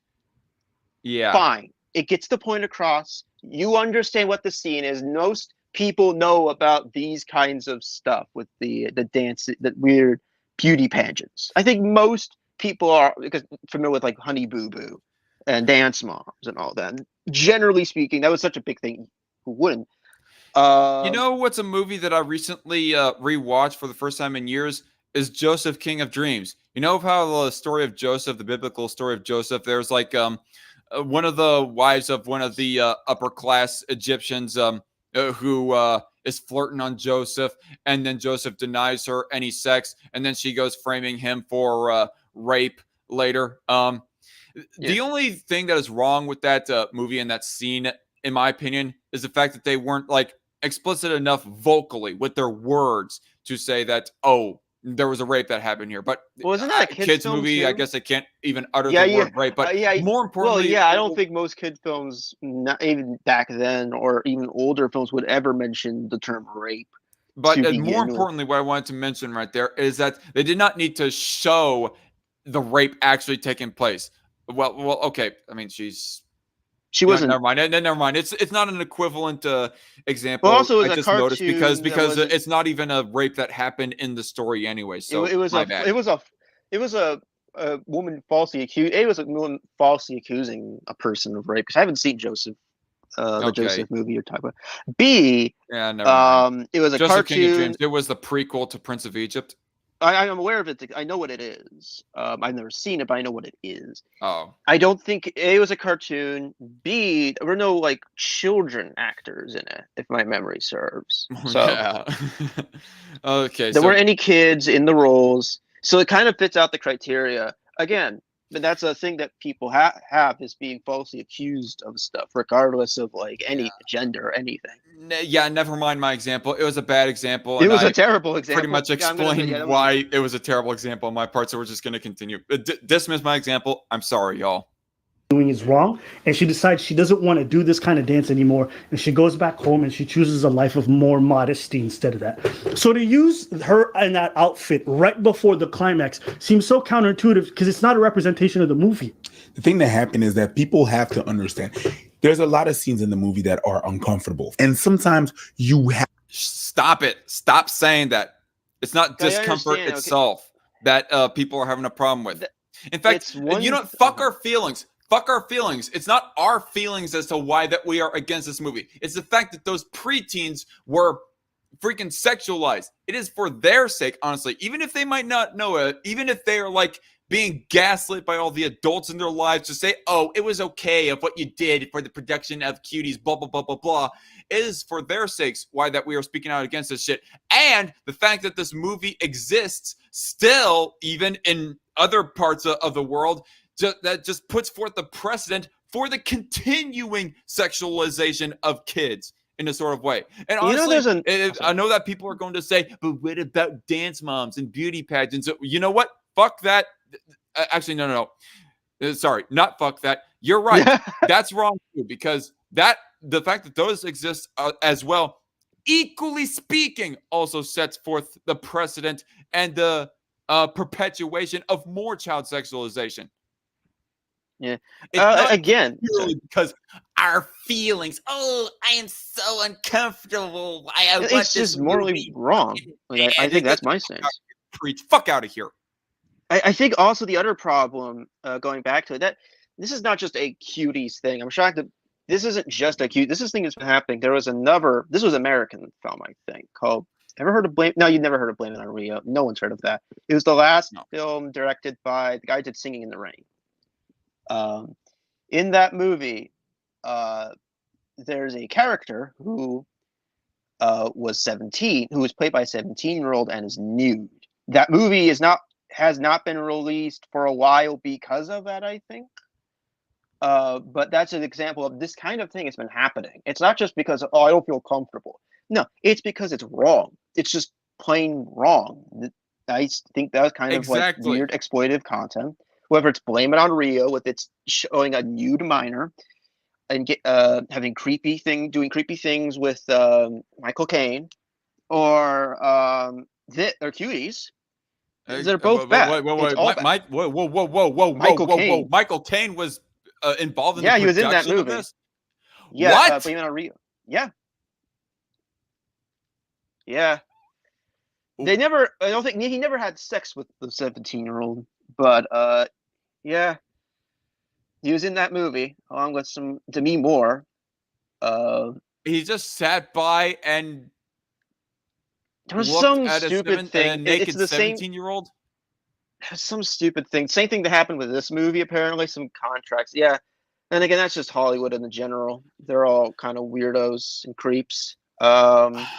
I had a feeling that Michael Caine was a bit of a leftist. I was able to put play the death of the author kind of principle, disregarding his political beliefs. But now I don't know if I can look at him and his performance of Alfred in the Dark Knight trilogy the same anymore because of this. I mean, the fact that he's left-leaning isn't really a problem with me at all. I don't care. Yeah, no.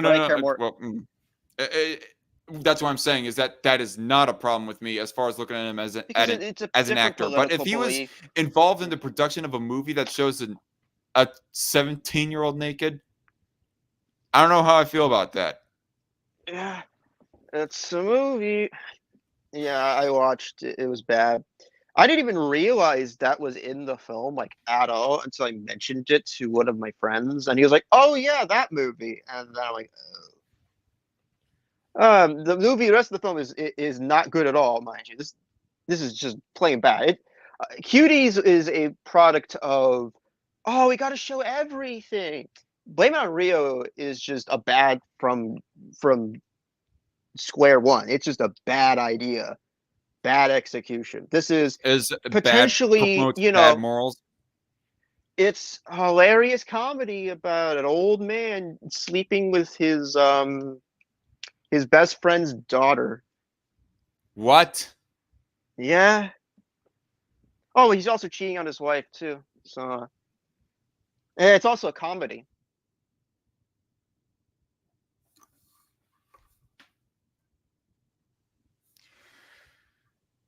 All around me are familiar faces, worn out places, bright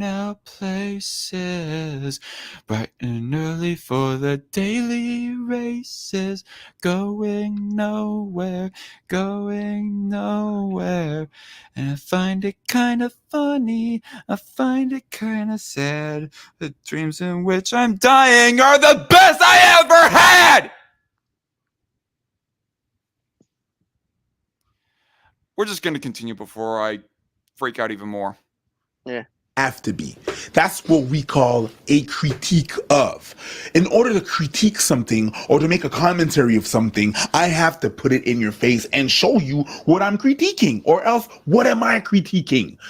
That is bullshit. I mean, you do not have What? to like show pictures of a girl being raped in order to convict a rapist in court, dumbass. Oh no, you gotta understand. Okay, so some guy, what's for instance, it'd be like we gotta make a video on YouTube. Why this guy is a murderer? I have a great idea. Let's show the evidence, the snuff film he made. That'll convince everybody that he's a murderer. Yeah, it would. But why are you posting it though? You're exploiting that thing. That's what's happening here. This is a movie that's critiquing not only the religion, but also these kind of dance moms, beauty pageants thing. So we're gonna okay, criticize it, rightfully so. Okay, we're gonna show these like in their entirety. What? That's essentially what this is. Just remember the icon to finish. Getting to Tim Walz. JC Arntos says, now you see why I was worried about shadow ban posts. Yeah, sorry. Rest in peace, headphone users. Also sorry about that, JC. I didn't even have my headphones on that right. I had to do something quickly. Sorry. Mr. That's Merchant also says, just a reminder to DarkCon to finish the album, preach video, and getting to Tim Walz. Yeah, there's definitely some stuff that I want to say about Tim Walz, but we are getting very long-winded. So I'm probably going to stick around just for this video, and then I'll Okay. probably leave after that because I have That's fine. Let's try and power through this more.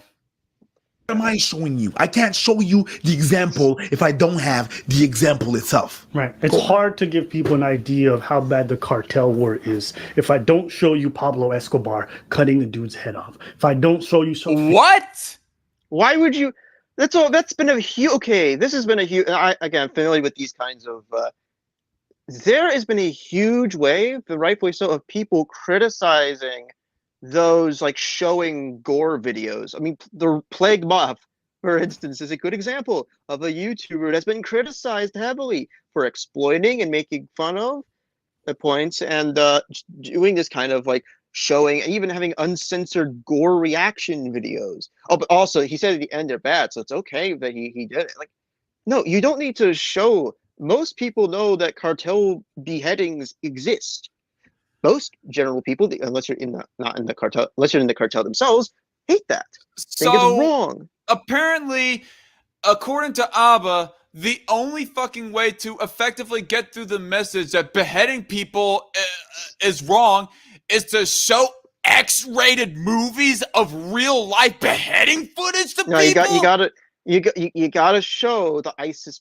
It was important to prove that it exists, or I think most people generally know that these things exist. It's honestly, it literally is. I promise you, people, I did pre-watch this video some days ago, but I did not remember this retarded point. I never in my fucking life thought that I would. I thought these two people were smart, at least relatively speaking, and down to earth, nice guys. But now, this is fucking pissing me off. This is just really showing of how dumb these two truly are. Yeah. Oh yeah. That also reminds me. God, now I lost my train of thought. I was gonna mention. Oh yeah. It's the thing that regular media made fun of with that animated video. You got to show everything. You have to show everything. You don't have to show everything because some things aren't meant to be shown to whatever age or just at all. In this case, you don't need to see the child beauty pageant. Oh, because it's out there and there's worse. Like that doesn't matter. You can not show it. People, it can still get the point across. Yeah, and honestly, on that same point, let me rewind here a little bit to get the full context of the point, and I want to respond to this point in another angle. I have to put it in your face and show you what I'm critiquing, or else what am I critiquing? What am I showing you? I can't show you the example if I don't have the example itself. Right. It's hard to give people an idea of how bad the cartel war is if I don't show you Pablo Escobar cutting the dude's head off. Okay, no, so it was what I was remembering. Fucking stupidity that Abba said was, look, if he was talking about in the context, I don't know, is he meaning to say that? Okay, is he meaning to talk about a movie that was based off of Pablo Escobar, or is he talking about a documentary? Because if he's talking about I a have documentary, no that the clue. only way that you can like do that is to.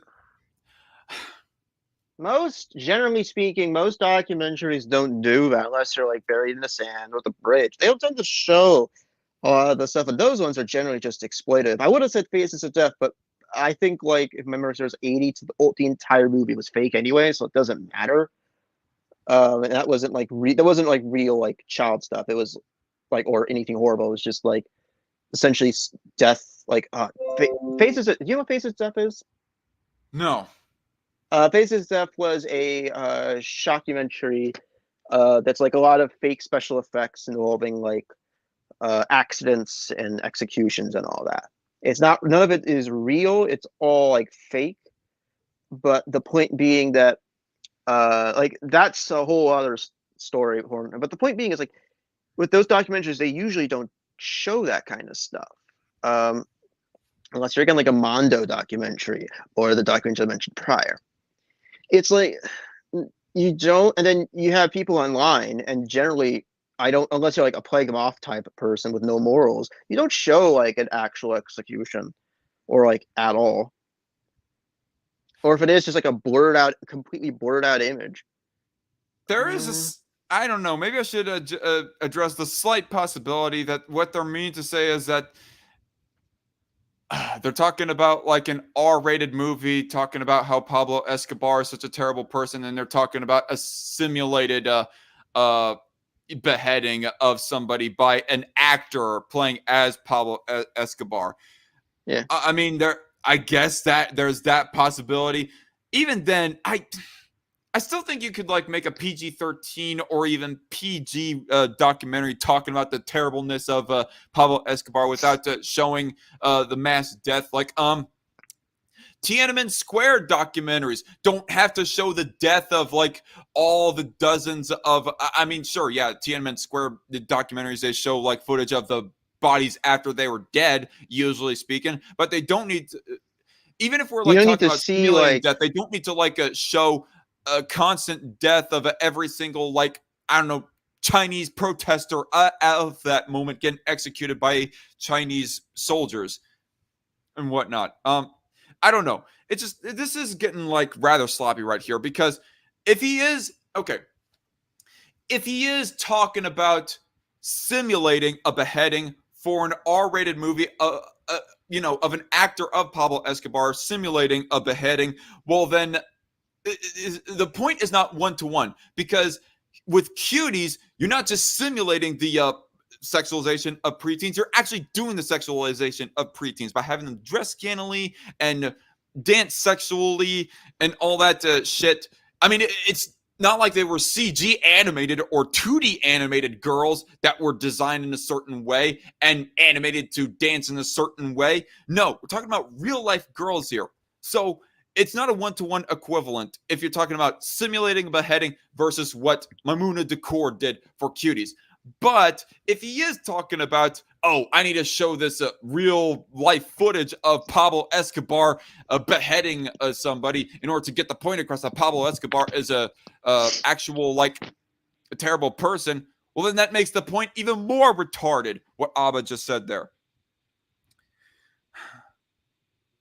Okay, catching up on the live chat a little bit. I'm really sad about how tone deaf Abba and Preacha are on why people hate Cuties so much. Indeed, you know what? They should probably like actually talk to anti-Cuties people instead of having like a circle jerk with Destiny about it sometime. I guess full disclosure, I did like hear Abba have a conversation with freaking Destiny about this shit one time, and they were rather pussyfooting about how bad Cuties was, but ultimately it wasn't as bad as this video here. I can't even remember the exact conversation, but what Abba said then was not as bad as what he says here, not as stupid, and especially too. And eventually, honestly, Destiny did confront and argue with Mr. Girl about how Mr. Girl is wrong for his promotion of the Cuties. As wrong as Destiny is now with his handling of Trump supporters and all that other shit, regardless, I known of that conversation, but I can't even remember what I was going to say right exactly. Oh, yeah. Instead of getting in a circle jerk with Destiny, should actually have a sit-down conversation with an anti-Cuties person to fully understand their beliefs instead of just going off of straw mans. They're quite good when they're dunking on the manosphere / red pill, but to see them drop the ball in this issue, god damn. That was the rest of JC's live chat. You're right, JC. That I agree with. I completely agree with says that. Cuties is disgusting indeed. Graham also says they literally sound like Amos Yee justifying cheese pizza for research purposes. And Aircraft Sparky says Destiny debated the Tiger King today. It was stupid. Oh man. Tiger King still a thing? Speaking of our thing from 2020, is Tiger King still a thing? I don't know. Maybe he isn't like doing a live show anymore, but I don't know. I guess he talked to the guy. I don't know. Anyway, we got to continue. Let's continue. If I don't show you him feeding a body to animals, if I don't show you kids being shot for not being a good lookout, if I don't show you the depravity of that event, then you won't understand how you're supposed to feel about it when you watch it. In that same token, when I watch this... So, hold on a minute. I think most people raised from younger respectfully have good, not every person, but what they should be is raised to have proper morals. Violence towards innocence is bad. Bad things happening is bad. Stuff like that. I don't need a documentary showing cartels are evil. Cartels doing evil things are evil. Yeah, just going Okay, off I of can that... understand like exposing, like talking about it is one thing, but to actually show the cartel cutting a guy head off the chainsaw, for instance, which I think happens. I've heard about that, never seen it because, well, obvious reasons. Stuff like that. You don't need to show them doing that act. You can just have discuss it, or maybe blurred something, or maybe before the video, before the actual act, which certain videos have done. Honestly, unless somebody is going to actually deny death, which in that case, you're going to need a whole lot more than just even simulated footage of death going on, like the end of Rambo 4, for example. You're going to need a whole lot more than that kind of shit in order to convince somebody who wants to debate the, I don't know, how many people died in the Holocaust, really, or some shit like that. If somebody is like, there is at least a base level. Like, as long as everybody acknowledges the right to life for people, you shouldn't have to, like, show R-rated footage of even if we're just talking about simulated death here and not actual death, like live footage of real life people dying and so forth. You shouldn't have to show R-rated shit every single time when you want to go making a documentary or a movie about how terrible some person is. I mean... Yeah, as long as it's simulated death and you're not actually killing people, I don't care. I'm not going to go on some Karen-esque Puritan crusade against, say, Evil Dead Rise, for example, because as far as I know, all the violence that they've shown in that piece of shit movie, as much as I dislike it, was simulated. So therefore, I don't see why I should go on a crusade about it. I just don't like it. But... I haven't seen Evil Dead Rise. I mean, it's not needed every single time, R-rated footage. What are you saying, Arkham? Have you... Oh, actually, I'm curious, because I'm guessing... I've heard mixed things about that movie, but are you like... have you seen the other movies in the Evil Dead franchise, or just Rise? No, just Rise. It was hard to get through. It was so anxiety-inducing, I had to step out of the theater for a bit. I'd say you probably like the first Free movie, the original Free from Sam Raimi. It just made me so sick and lightheaded to where I had to take a break from the over stimulation of violent footage and gory sound effects. All right, let's continue. Well, I'm gonna we'll go ahead and continue. The more we read comments. Thanks, Aircraft Sparky, for polluting the chat. His words, not mine, and leaving a like. And thank you. You have a good stream yourself. I think he's Yeah. about to stream today in a few minutes. But anyway. This movie, I did not leave it thinking, oh, I can't wait to watch 11-year-olds do that again. I left it thinking, when I raise my kids, I don't think I ever want them to join a dance troupe. Good for you. Good for you. But you know what? Honestly, you shouldn't have needed to actually see girls being sexualized, being recorded being sexualized, and then having that footage edited into a movie called Cuties in order for you to know that is wrong, Abba, to know that you should not do that.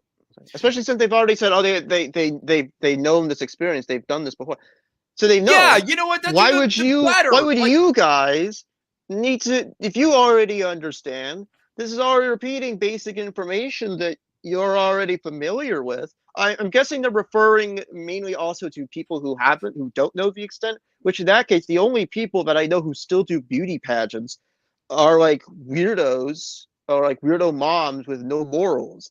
But guess what? Those are, I wouldn't say they don't exist, because they do. There's plenty of terrible people in this world. But those people, the general public, is not that. They aren't like Honey Boo Boo's mom or whatever Honey Boo Boo's mom name was. They're not that. Not every mom is like that.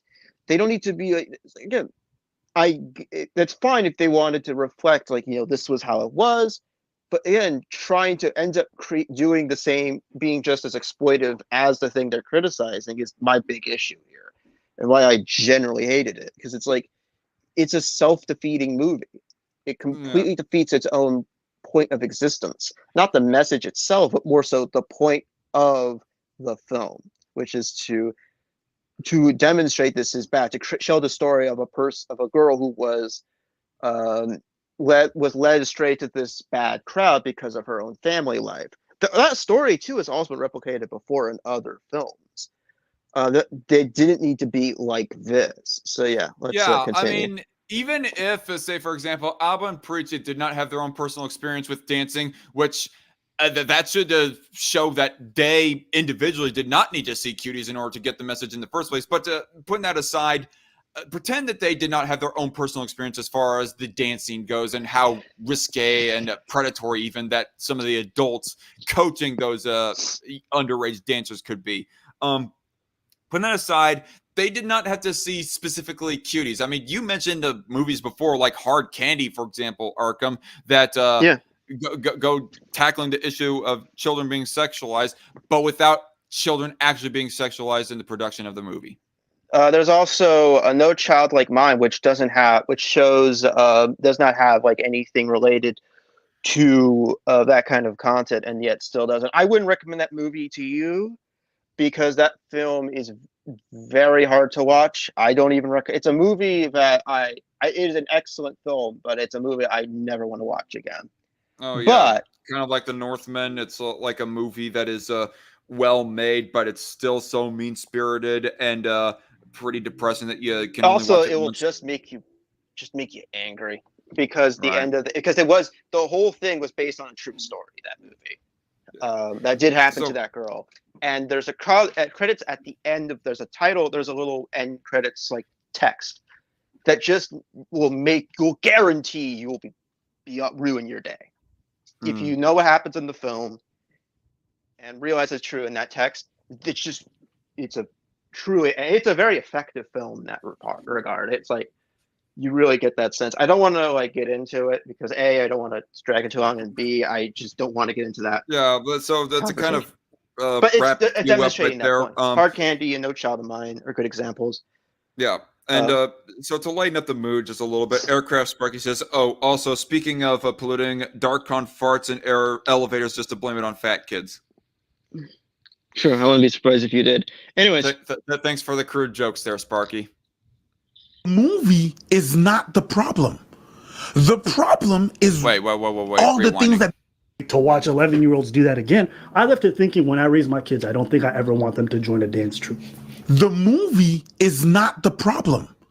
The problem is all the things that they talk about in the movie. Yes. Whilst ironically enough doing all the things that they talk about in the movie. That's the problem. I think it's a subject. I'm not going to say, oh, you can't tell that story. maybe I didn't make that clear when I first talked about it Yeah. on your. That's not the point I'm trying to make. I'm not trying to have it to where it's like you can't Keep tell. talking. I said keep talking. I just need to grab something. It's not like you don't want to have it to where like, oh, you need to like you can't tell anything explicit or any kind of horrifying story. No, that's not what the point I'm trying to make here. The point I'm trying to make here more than anything is when it comes to these subject matters, you don't have to go all the way. You don't have to show every little thing, or else you just kind of become the thing. Again, I probably repeat that a million times, but I want to emphasize it yet again here. And that's it for me. Well, that's it for my point. There isn't really much of anything else. Give me Who a else is second. a little these? That's fine. It's fine.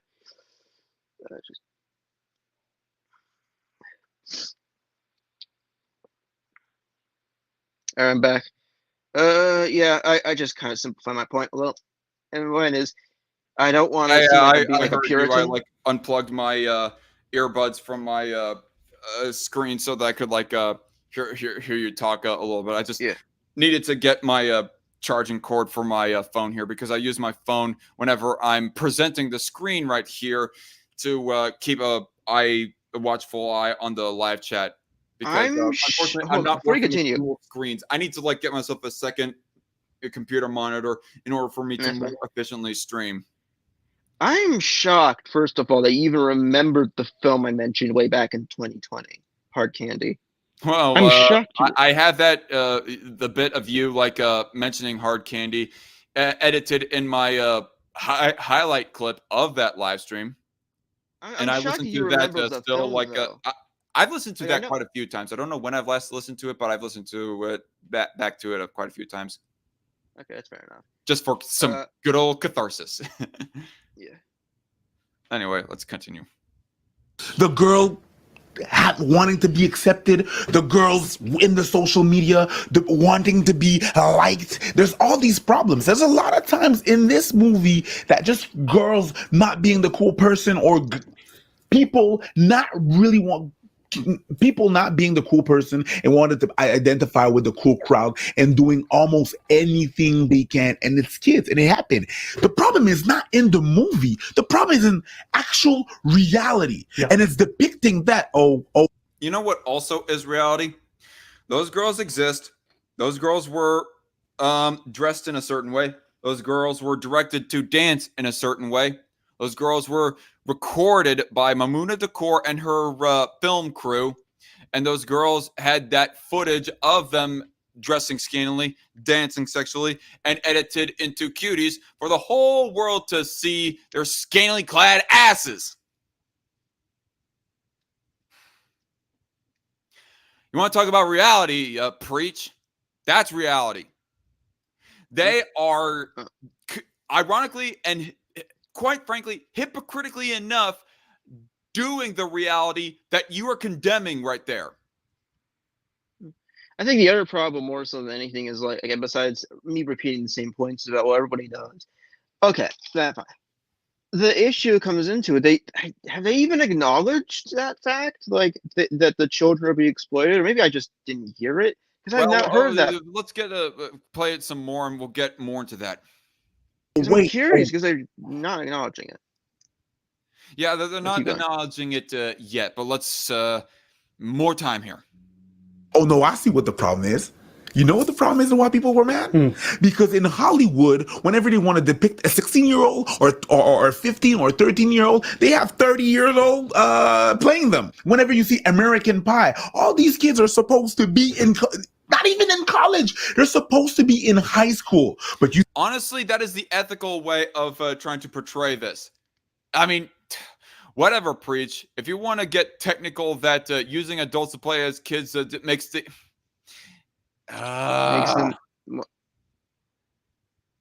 they're about to get more into the issue of how child actors should be used. Here's the thing, preach. If you want to actually use child actors, at least do not record them doing sex-related shit. Or have them doing it to begin with. Don't even have them do it to begin with. Yeah, don't have them do it. Don't record it of them doing it or anything else like that. Anyway, You see a kid. and honestly, well, never mind. I don't know. What That's good. That's good. I want to hear what they have In the to say. pie, but because you see an adult, you think it's okay. But if you look at the fuck no. Fuck no. Yeah, I Nobody really is- liked it. I really liked it. The point. It's like- Man, nobody it's like is dumb- thinking that it's because dumb people Tobey logic. Maguire at 20-some years old is portraying a 16-year-old that therefore that they think that as an aunt of a boy that it's okay that they let their boy do crime fighting out there, swinging on webs across I skyscrapers. and think. shit. Hold on. I think what the point also is that it's okay when, again, like, okay, fine. For instance, is it okay for people to, even if they're like the actress is 30 or whatever, to sexualize that character? No, no. If that was maybe a point they wanted to bring up double standard, I don't think they do. I don't think they thought that far. But if that's the point they were going to make, fair enough. That is a point that still needs to be brought up in hypocrisy. But that does not mean Cuties is automatically off the chopping table in terms of that. That's still bad. Both, like, again, I've been against. I've always said this with this. Even though, like, again, if you have a person sexualizing a character, like being creepy with a character that's underage, that is still weird behavior, even if the actress playing it is above. Like, that's still weird, regardless. Like, maybe I'm wrong, maybe I'm oversensitive or whatever, but I think that that's the case. What do you think? I'm sorry, I wasn't paying full attention. I was still distracted in my mind when you first started talking, and I was reading JC Armitage's live chat here. More so that if maybe they would have kind of a good point if they brought up that people are still being creepy about the character, underage character. If they were mentioning that as like a hypocrisy moment, hey, people like that.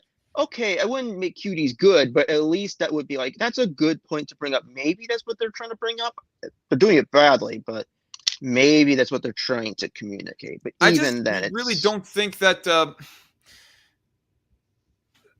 I don't know. When it comes to, I'm just going to let JC Armitage here speak. When it comes to non-sexual aspects of acting, I do have to agree with Ab and preach on how it's stupid that they use obviously 30-year-old actors to play 16-year-old characters. Okay, and I kind of mentioned the example of, and I kind of more or less concurred, saying, okay, fine, but just don't record the kids doing any sex-related shit. And also, on a more important point, though, JC, Preach is saying that, oh, it must be because that they're using adults to portray these kids in these sort of risky situations that therefore also, everybody thinks that it's okay. Nope. No, well, okay. I don't not always the case there, Preach. I don't think like most people, I think majority of people want to see like a creep would be really cool with like some of the stuff that happened in American Pie. I mean, honestly, everybody who if it was a real kid. Yeah. Honestly, everybody who unironically watches Dance Moms or any other kind of a beauty pageant that overly sexualizes their contestants, would it really make that big a difference that if you shown Cuties to every single one of those people, that therefore they're just going to automatically do a 180 on how they feel? No, because those people are morally screwed. The people are morally screwed to begin with. Again, I can understand if this was like trying to tell the story, which maybe that's what the director was going for. But again, the message gets lost completely with the execution. I find it hard to believe that what Preach is saying is valid. I mean, everybody who thinks that child sexualization is wrong, they already know it's wrong. So therefore, they do not need to see kids getting sexualized, recorded of such, and see a movie that takes that footage. And all the people who already do think that child sexualization is okay in one way or another, like Dance Moms or whatever, those people are already too far gone, Preach. All right? And watching Cuties is not going to change your mind. Story, that's not okay. And it doesn't have the same impact when you have an older person, because when I'm looking at this 11-year-old, cut away from the scene then before you actually show any kind of sex stuff. all you got to do is like give heavy implications and maybe have some raw facial acting or body language, not necessarily sexual body language. Fuck no, but just kind of a cringing and squirming around kind of thing. But they're bringing up the example here pretty soon. Let's just wait. And I'm seeing what she's doing in order to get likes. It's showing me the lengths that young children have to go. And I'm seeing an innocent child having to go to these lengths. It hits you harder. Yeah.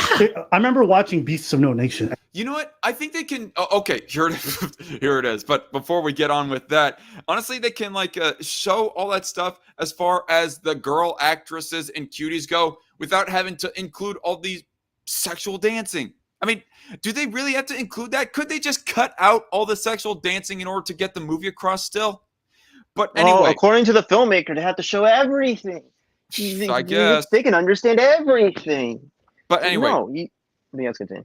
Yeah. Full context here, by the way, y'all. I've watched Beasts of No Nation in its entirety. It's been a few years, but still, I've seen it. Have you seen it? What is that, by the way? I'm curious. I'm not familiar.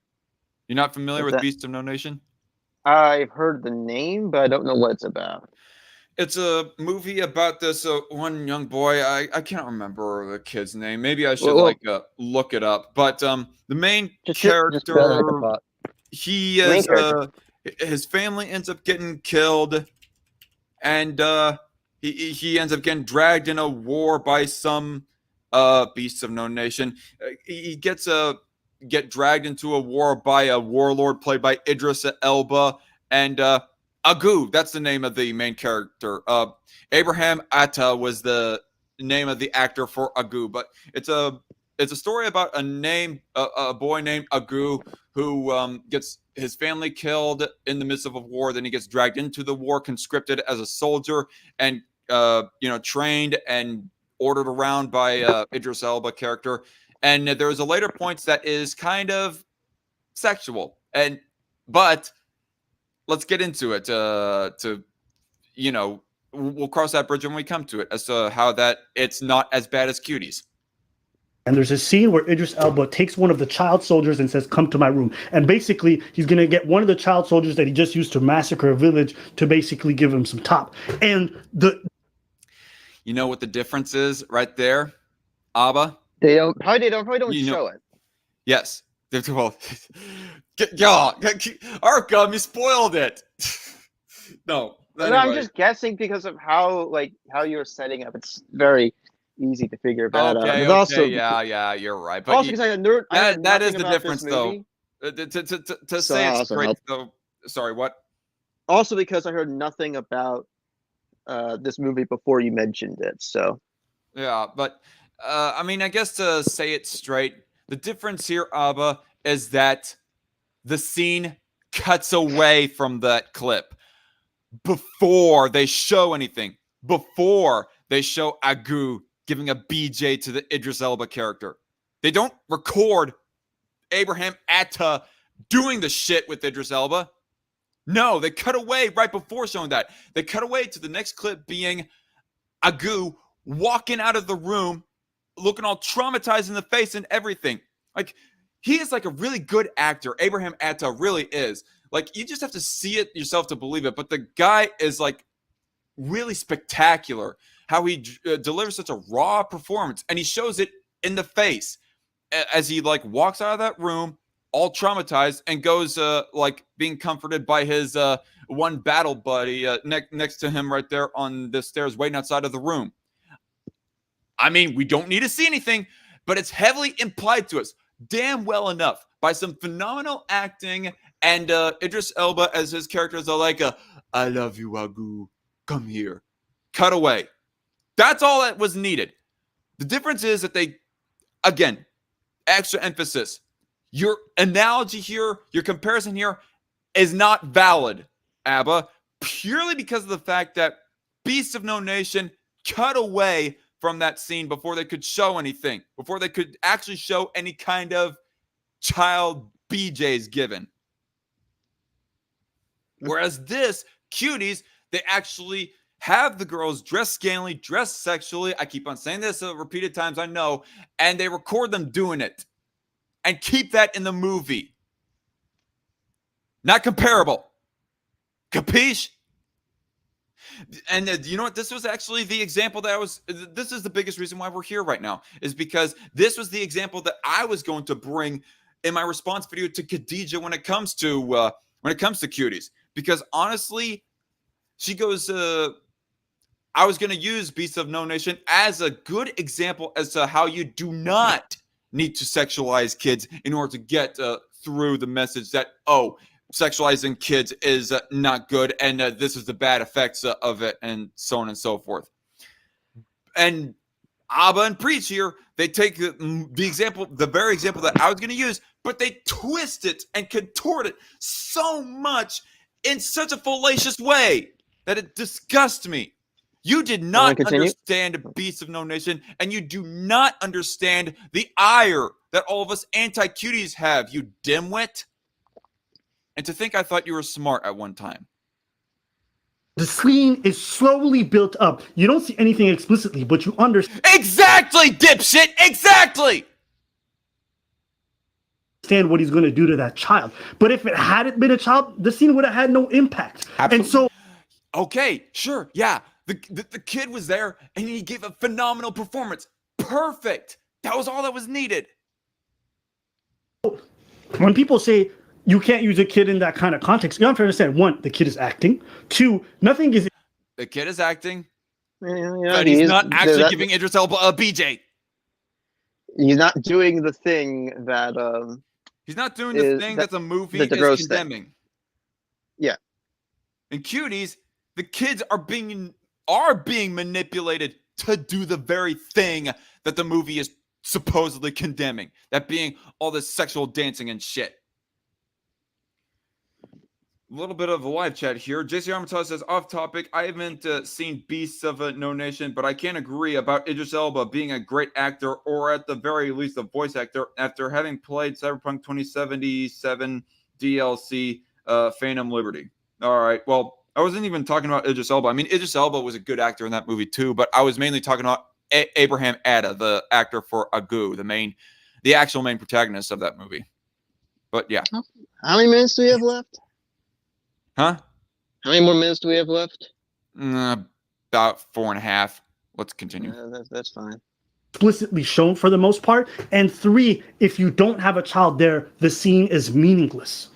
And when I'm watching Narcos, there has to be kids on the lookout, because kids are the only ones who can go there and be seen in public, and nobody bats an eye. They're perfect. Look, it has to be them. People very liking it. I have a question though. Do they actually shoot kids in the head in the production of that movie? Okay, maybe he was in the earlier example in regards of Pablo Escobar. He was not actually talking about real life footage of real life people being killed. But on the point of Pablo Escobar and these kid watch guards that he was pointing out here, only for them to get shot in the head. A question there, Abba. Did the director, the makers of that movie, actually shoot real life kids in the head in order to get the rawness of that scene through to people who would eventually watch the movie? If not, then your example is dumb and invalid. Is not going to be the determining factor of whether or not a movie should exist. To me, that's a really backwards way. You could probably find, and nobody bats an eye. They're perfect. Look, it has to be them. People very liking it is not going to be the determining factor of whether or not a movie should exist. To me, that's a really backwards way. You could probably find. You could argue that. I'm more arguing that it shouldn't exist in its current state. The idea of the film has, like, stuff like that has proven to work when, made by filmmakers that aren't trying to push the extremes for no good reason or they can. But, like, I am more against the way it is doing everything, not the idea, the core concept of it, which is to show there's the kid trying to find her way through life. That story's been done a billion times, obviously, but prove this perspective. I could see maybe a better movie that didn't exploit children, but that's not the film we got, like, at all. So Yeah. Honestly, he's talking about third parties supposedly getting off on the footage of the girls.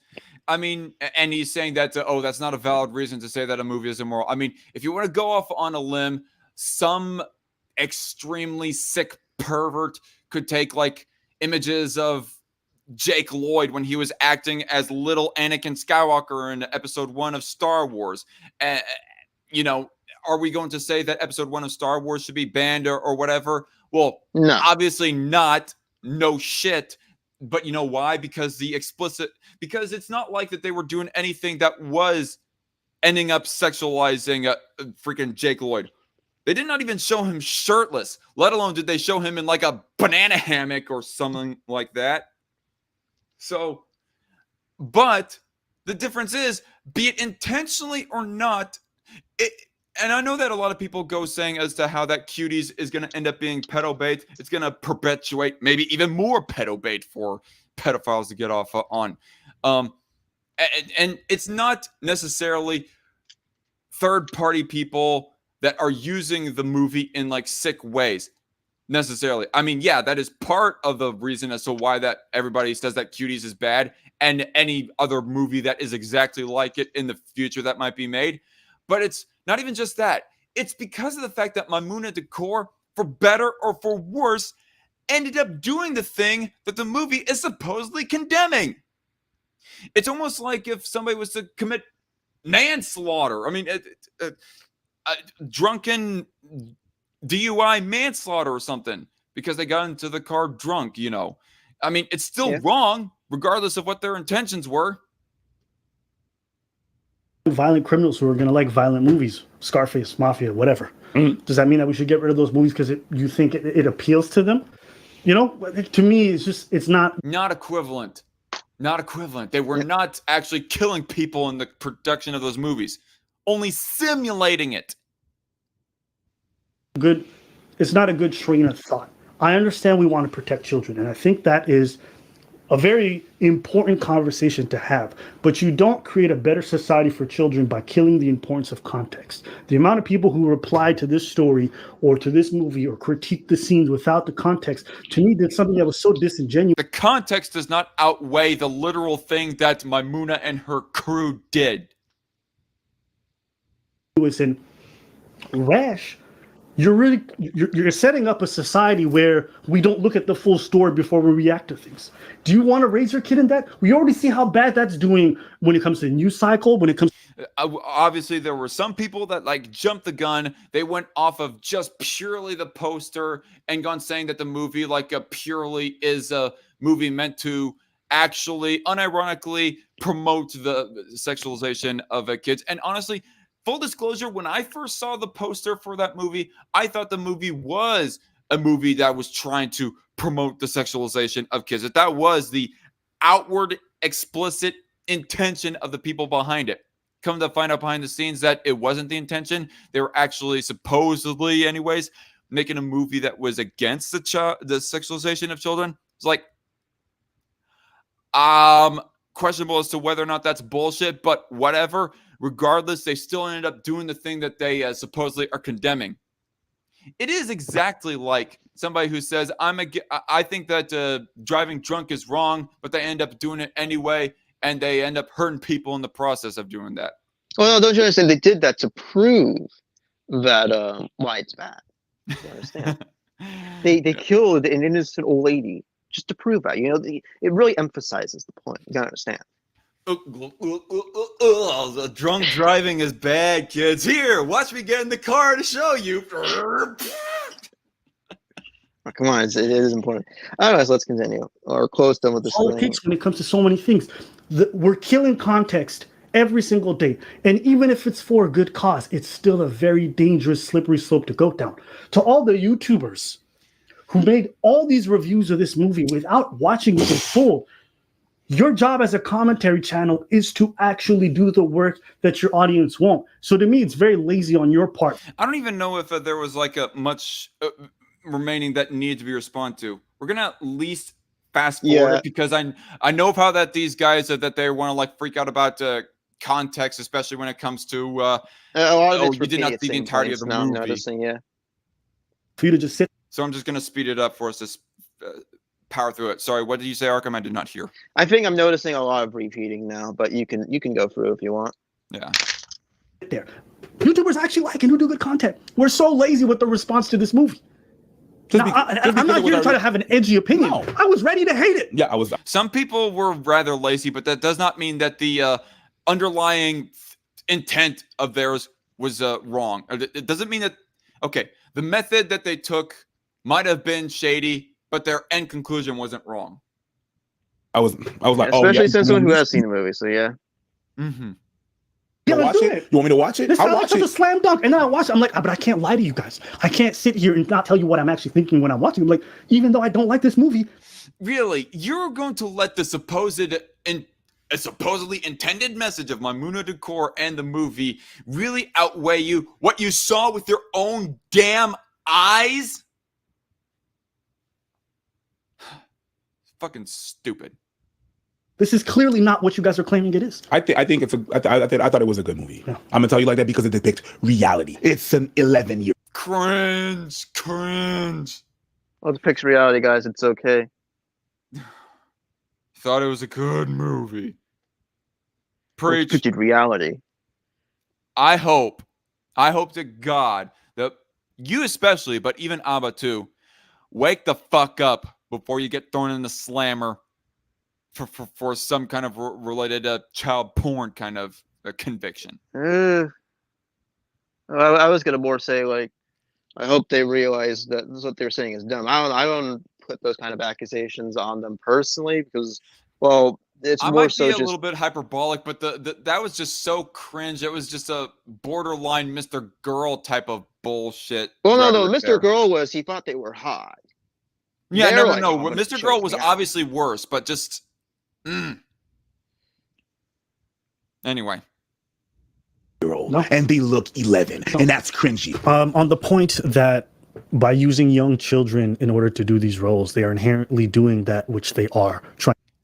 Okay, this might actually be the important thing that we should continue watching for. I mean, let's watch it.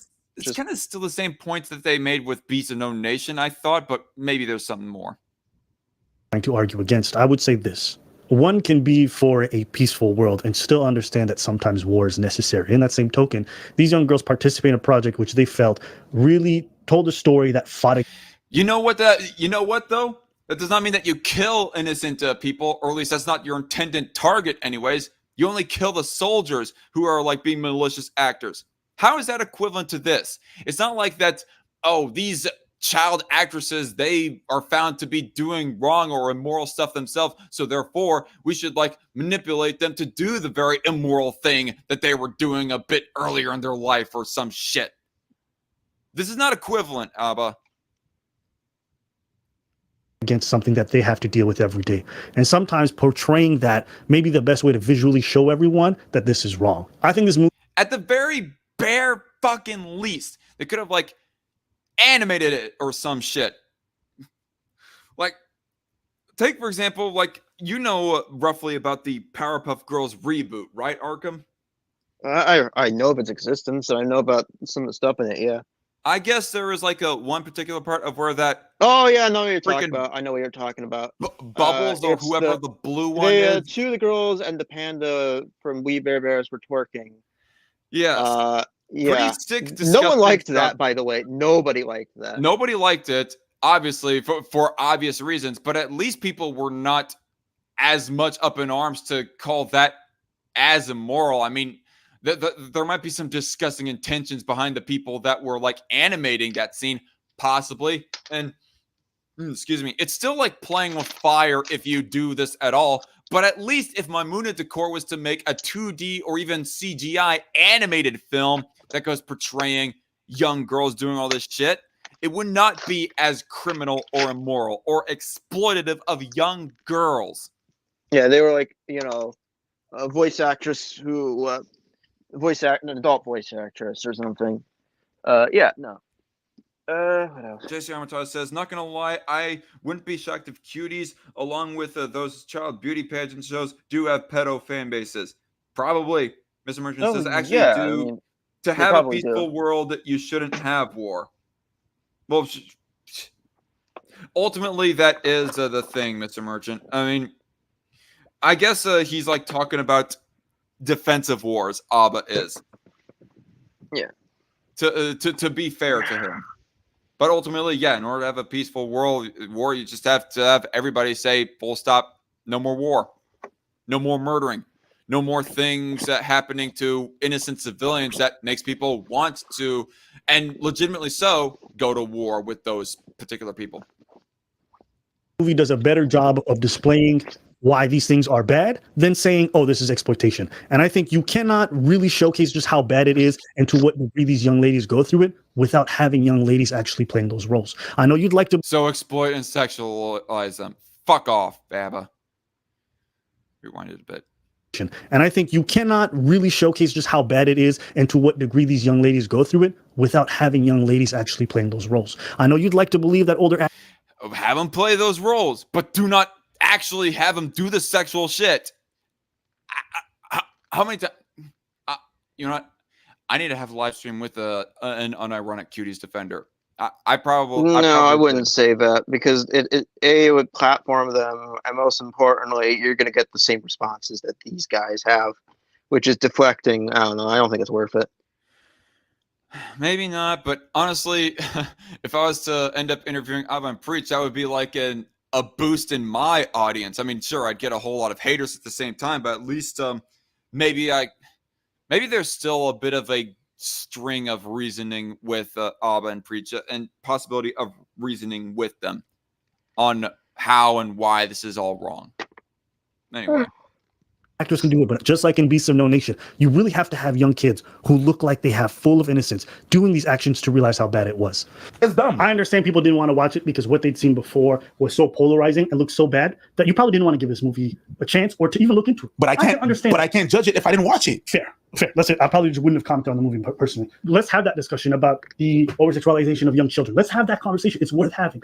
Yeah, and whether or not it's okay to do in the production of a movie that is supposedly against child sexualization. Okay, that's been a conversation for a while, even before the Cuties was a thing. I don't know why they're acting like these people are acting like it's a revolutionary concept. That is the better point, actually, Arkham. Thank you for mentioning it. I mean, people were already talking about sexualization or exploitation in general of children. I mean, does anybody remember the Wayfair controversy that happened before Cuties ended up having mass, publicity? I remember something about that. Hashtag save our children or save the children.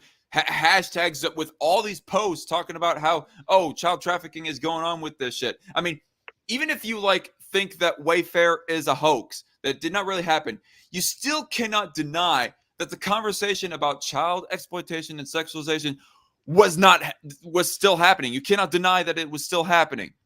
Yeah, and even there's a lot of people that were, regardless of talking about this kind of stuff. That's the reason why Girls Gone Wild got in trouble. That's why there's the Guy Game got in trouble. The exploitation of minors. People understand, a lot of people, unless you're a scumbag, understand the severity of it. Unless you're a kid and you don't understand what exactly is happening.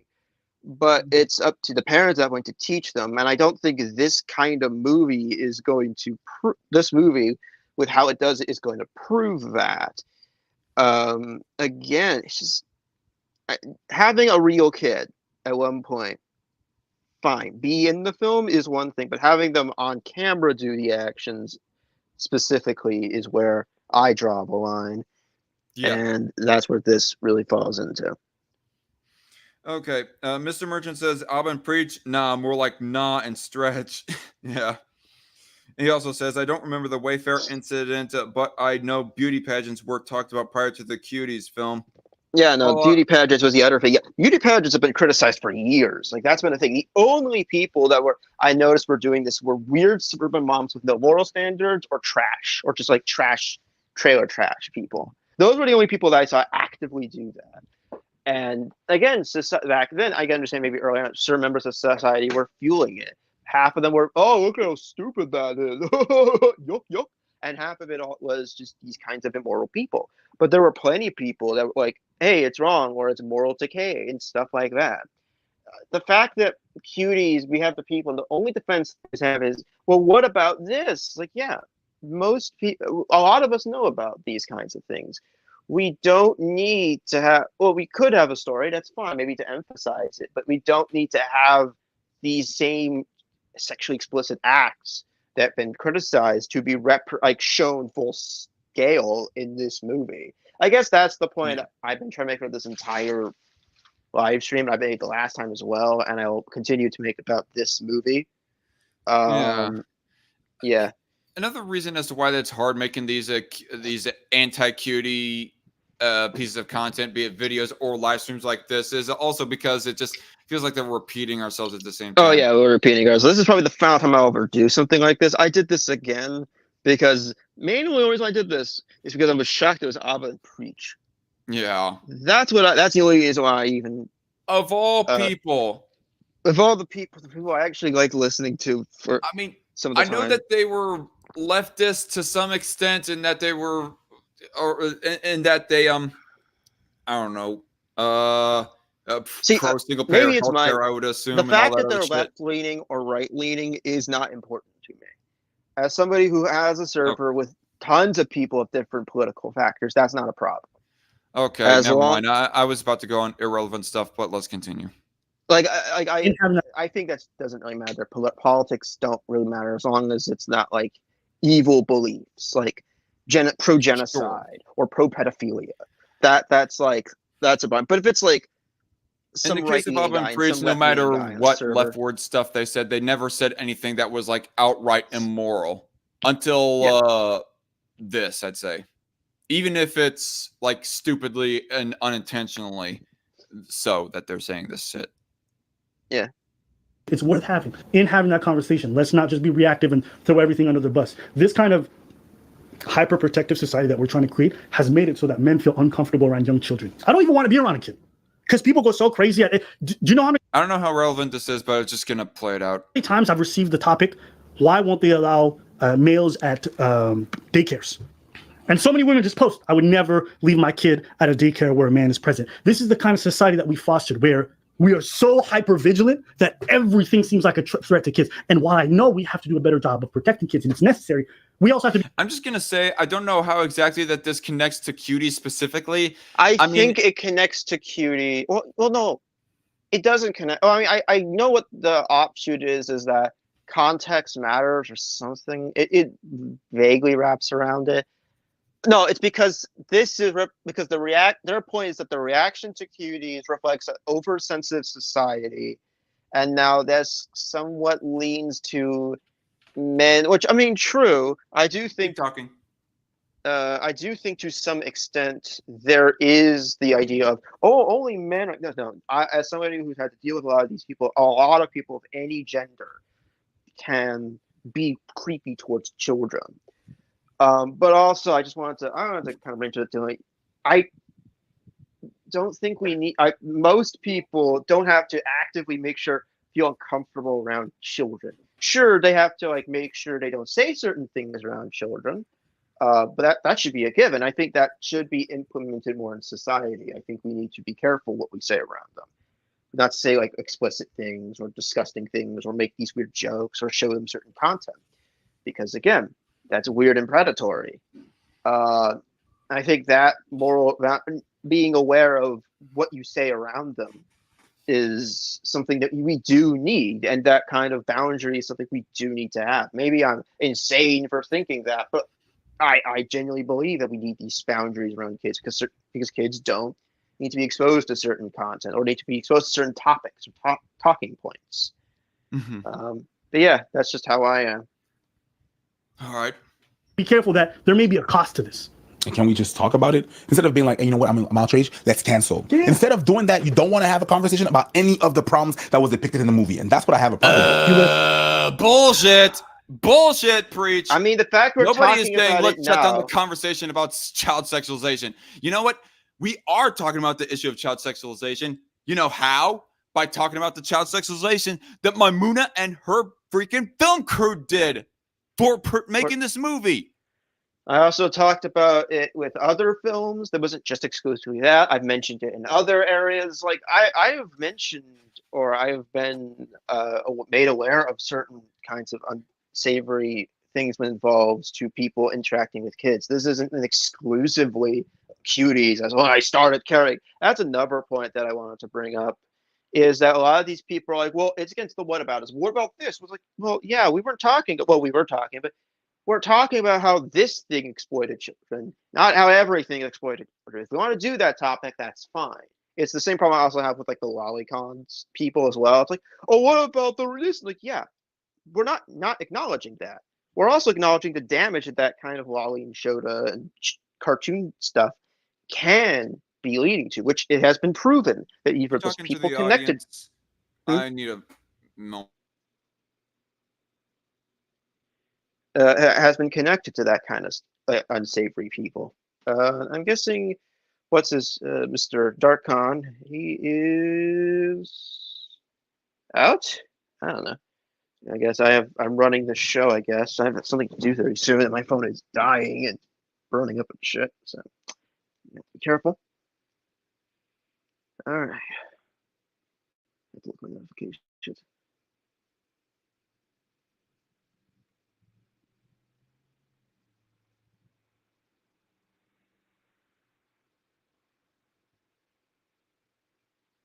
Sorry, probably a good sign that I have been on this live stream for too long, because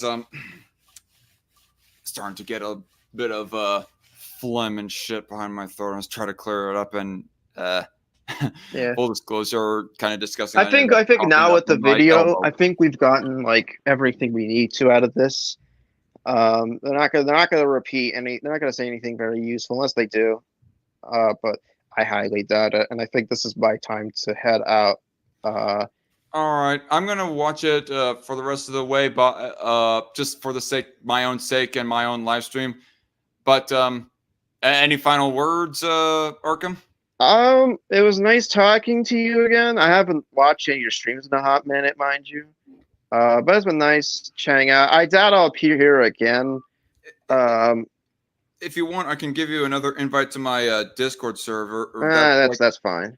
Easiest That's fine. I'm trying to stay away personally from a lot of like commentary or political or drama stuff. I'm trying to stay my way out of this. The only reason why I joined here was because it was a YouTuber's. I like, wait, what? I need to actually watch this with you to figure out what this was. That's about the only reason why. That you sent the link today. So yeah. All right. See ya. Fair enough. Have a good one, Arkham. I should probably like invite him more often for live streams about movies and stuff. Who knows? Maybe I'll try to get him on that with Loudmouth to talk about Deadpool and Wolverine that I've seen fairly recently, and also to talk about All Dogs Go to Heaven 2, because I have a lot to say about All Dogs Go to Heaven 2, and I like to talk about it with the one guy who is particularly a big fan and a stickler when it comes to Don Bluth movies, that being Loudmouth. Anyway. Let us know what you think, because we want to hear your perspective. And if you haven't seen the movie, maybe you check it out. Or don't. Oh, jeez. Okay, so it's just a few more seconds there and gone to the outro.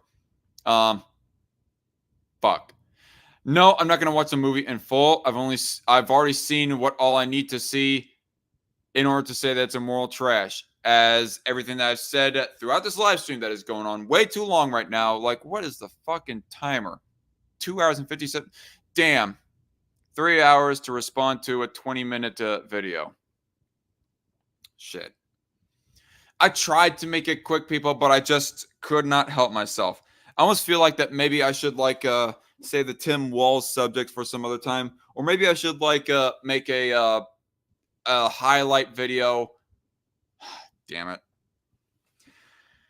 I don't know what to do. I do not even know of when next I will get to live streaming. I should probably like put my focuses most when it comes to like a YouTube political channel, mostly on editing the Cuties response video after this live stream, instead of doing any other political live stream. But at the same time, you know, we'll try and power through it, especially since some guys wanted in the in the live chat wanted to talk about it. I mean, I don't know about how lengthy that my commentary about it was going to be anyway, so it might be actually rather brief. So we'll go ahead and say, put up the banner of about Tim Walz, and we'll talk about that right after getting caught up in the live chat. Even if that over-vigilance is true, that still doesn't change the fact that Cuties deserve all the hate that it got. Yep. As terrible as this video was, there's still two things that remain true. One, this isn't as bad as when Hannah Pearl Davis called 16-year-olds hot in a tweet. Fair enough, JC. Fair enough. And I guess to be fair to Preach more specifically, it's not like he was saying anything that... I really fucking hate the fact that he said that he thought that Cuties was a good movie. That's still kind of sus itself, but it's not near as sus as Pearl saying 16-year-olds are hot, or Mr. Girl, more importantly, saying that the 11-year-olds who acted out the parts in Cuties were hot. Not near as bad. And two, Fresh and Fit are still Tiamu/Wish.com, Abba and Preach. You mean Flush and Fat, JC Armitage? Lol. Yeah. It says Mr. Merchant in the last chat comment right there. You know what? Let me go ahead and put back up the presenter. I'll go ahead and quickly talk about this. But you've heard it right there. What all I have to say about Abba and Preach. Pretty bad shit. I just had so many thoughts to get out about that. Probably could have done it a whole lot quicker, but it is what it is. So, Tim Walz. Everybody should know by now that Kamala Harris picked her VP candidate for running for president of the United States here in the year of our Lord 2024. And that person is Governor of Minnesota, Tim Walz. Now, there's a lot of stuff that come out about Tim Walz, and one of those things is about him, I guess, providing tampons in like men's bathrooms and shit like that, and that's rather stupid. But I don't know how much of a major substance it is for me personally to want to tackle. But there's some other couple of things that I did want.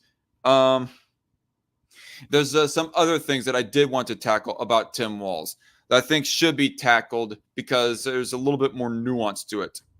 Like, for example, speaking of stuff relating to child sexualization, aka Cuties in this case, Tim Walz, you guys might know about the little factoid about how he signed a bill into law there in Minnesota as governor that was removing some language in a previous bill talking about how it had explicit mentionings about how that people attracted to sexually attracted to people underage, that does not count as a sexual orientation. They removed it. But there is the little thing that some people in mainstream left media, like USA Today included, they're like nitpicking at the claim. Well, actually, it might not even be necessarily a nitpick because I guess to give the benefit of the doubt, there are some people within the conservative sphere on Facebook or otherwise who are like rather oversimplifying the statement and saying that Tim Walz has signed in a bill that outright promotes or even allows pedophilia. When really all the mainstream left are saying, no, it doesn't do that. And I really wish that conservatives, these boomer cons, would get a little bit more precise with what they're trying to say, instead of trying to oversimplifying what they're saying by being hyperbolic or oversimplifying something. So the thing that the mainstream left, particularly going off of USA Today here, is that they are saying that no, it does not.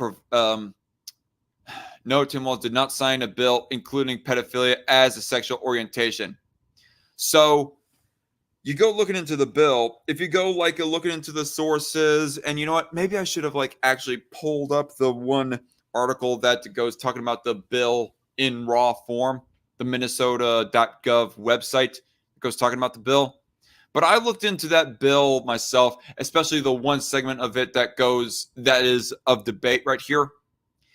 And even like looking into this article and the next article right here that I both pre-read, this from usatoday.com and this from Get Outspoken, a leftward website and a right-leaning website right here. It is safe to say that yes, Tim Walz did not sign a bill that included pedophilia as a sexual orientation, and that's what the mainstream left is latching onto. But as revealed by this outlet and my own reading of the bill itself from Minnesota.gov, it's taking out explicit language that disincludes, that says explicitly that pedophilia is not a legitimate sexual orientation. So it is a big fat nitpick that the mainstream leftists are doing in order to get a W on overly simplistic boomer conservatives. On the surface, who would I say is more right? Ultimately, maybe the boomer conservatives. I wish that they would be a whole lot more articulate instead of having this Donald Trump-esque oversimplicity. But ultimately, even if the mainstream left here is technically right, the fact that Tim Walz actually signed this bill here that takes out that language is still putting forth the really bad precedent for the possibility of maybe in the future, freaking pedophilia gets legitimized, it gets recognized as a legitimate sexual orientation. It opens up the door and the possibility of that, even if right now that is not the case. And you go reading into the article here on usatoday.com, there is like a further down point right here that goes saying supposedly that, that they needed a redefining of sexual orientation or something like that. I mean, the worst case, most uncharitable interpretation of that wording is that, we need to redefine sexual orientation because freaking MAP shit, minor attracted person type of shit, is a legitimate sexual orientation. That would be the worst case scenario, what their underlying intent is with what they're saying right there. But even in the most charitable best case scenario of what they're meaning right there, that there's some ambiguous, super nerdy, get out the uber nerdy scholastic glasses right now. We need to be super precise or whatever.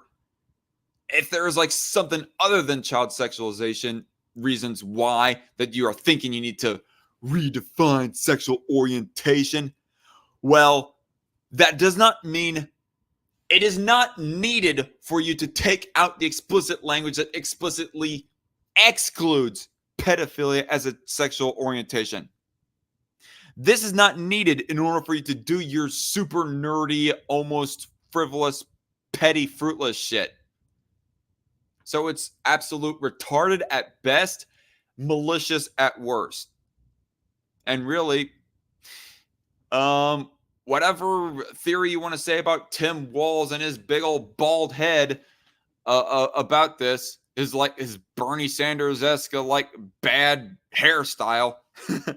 Whatever you want to say, the underlying intent is, this is still a bad precedent that he set, regardless of what you want to say about his intent is. And then there was this article. Under Governor Tim Walz, babies born alive in botched abortions were left to die. Then he removed reporting requirements. So I wanted to read this article, and I kind of wanted to, I kind of wish now that I had a little bit more time to do some more reading of the article, but I wanted to just read a little bit more in depth as to how exactly, Mary Margaret Olahan is a senior reporter for the Daily Signal and the author of D-Trans, True Stories of Escaping the Gender Ideology Cult. She previously reported for both the Daily Caller and the Daily Wire. Send her an email. Dang it. Just showing the biases right here.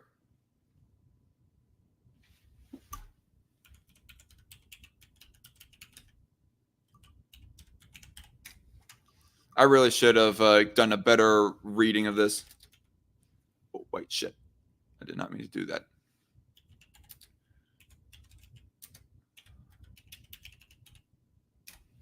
Okay. Tim Walz, Bill Clinton, Nancy Pelosi to address DNC. Minnesota governor signs broad abortion rights bill into law. Tim Walz removed requirements to try to save babies born alive after blah, blah, blah. NC Register. I do not know what NC Register is, but maybe there's a little bit less bias right here. Governor Tim Walz signs law strengthening abortion rights in Minnesota. Star Tribune. Photos. Governor Walz signs 3 bills protecting Minnesotans' rights, I guess, to abortion. Walz signs a bill guaranteeing abortion access in Minnesota. You know what? Axios, where Tim Walz stands on abortion rights. Well, Axios, that's a fairly left-leaning website right there. I don't know if I trust that. Signs PRO Act protecting abortion access. This is CBS News. CBS News, Minnesota abortion law. Governor Tim Walz signs bill protect. You know what? We're going to give this a chance right here. NCRegister.com. And I feel like a bit like Destiny right here. Oh, National Catholic Register. Oh, boy. I don't know. Honestly, when I gone researching this, Matthew McDonald is a staff reporter for the National Catholic Register and the editor of New Boston Post. He lives in Massachusetts. You know what? Honestly, I'm just going to probably go along with the original article that I read about this. I mean, honestly, there might be a bit of a bias with some of this reporting right here. But honestly, when I gone searching up Tim Walz abortion, those 3 keywords originally, when I searched this up on DuckDuckGo, there was no article, at least not explicitly anyways, from the mainstream left that was saying that, or trying to debunk what is being claimed about Governor Tim Walz. And that being he removed reporting requirements for botched abortions. This is a relatively short article, so it shouldn't be too long for us to read it. So we're going to go old style on this and just read it bit by bit, even though it's getting late right now. As Democrats and media outlets accuse former President Donald Trump of dramatizing the Democratic abortion agenda, data from the Minnesota Department of Health shows that at least 8 babies who survived abortions in the state were left to die. Dramatizing. You could almost read that statement right there. Dramatizing the Democratic abortion agenda. You could almost say that that's it almost would sound like a pro-choice or trying to hyperbolically describe what a person is saying against abortion. But anyway, under 2015 Minnesota law, the state formally was required to report whether abortions resulted in the live birth of a baby, what actions were taken to preserve the life of that baby, and whether the baby survived. Those reporting requirements exposed that between January 1st, 2021 and December 31st of 2021, physicians performed 5 abortions that resulted in a baby's live birth. No measures were taken to help the first baby, who reportedly had fetal anomalies that resulted in death shortly after delivery. 2 of the babies were given comfort care measures, quote unquote, as they died. No measures were taken to preserve life of the last 2 babies, who were pre-viable. Previous data from the Minnesota Department of Health reveals that physicians have been leaving babies to die after failed abortions for years. Wait. Previous data from the Minnesota Department of Health reveals that physicians have been leaving babies to die after failed abortions for years. So, fuck. How come I haven't heard about this before? Apparently, I'm not as much of a pro-life firebrand as I would like to claim myself to be. If it's happening this long on this disgusting of a level, this is just going beyond abortion. It's going infanticide, really. Like, literally. I mean, the only baby step down, no pun intended, from infanticide that this is right now is that they're just not actively killing the babies. They're just leaving them to die. In 2020, no babies were reported born alive through botched abortions. According to the Minnesota Department of Health.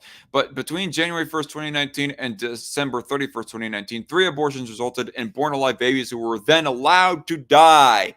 The first baby reportedly had fetal anomalies, whatever.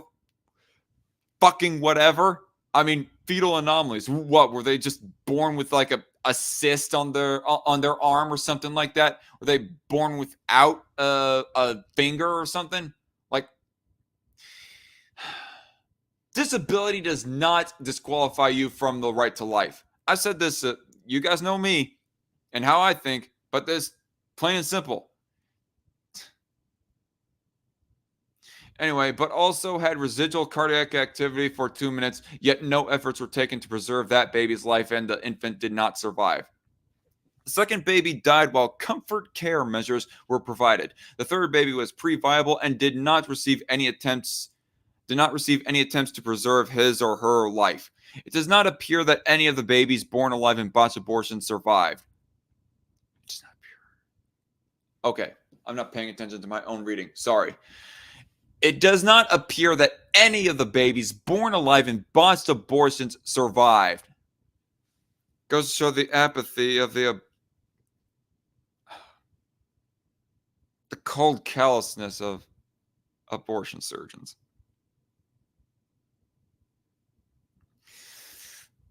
I'm about as mad as I am right now as I was at Alba and Preach for trying to justify child sexualization for the sake of cuties, but I'm just tired right now.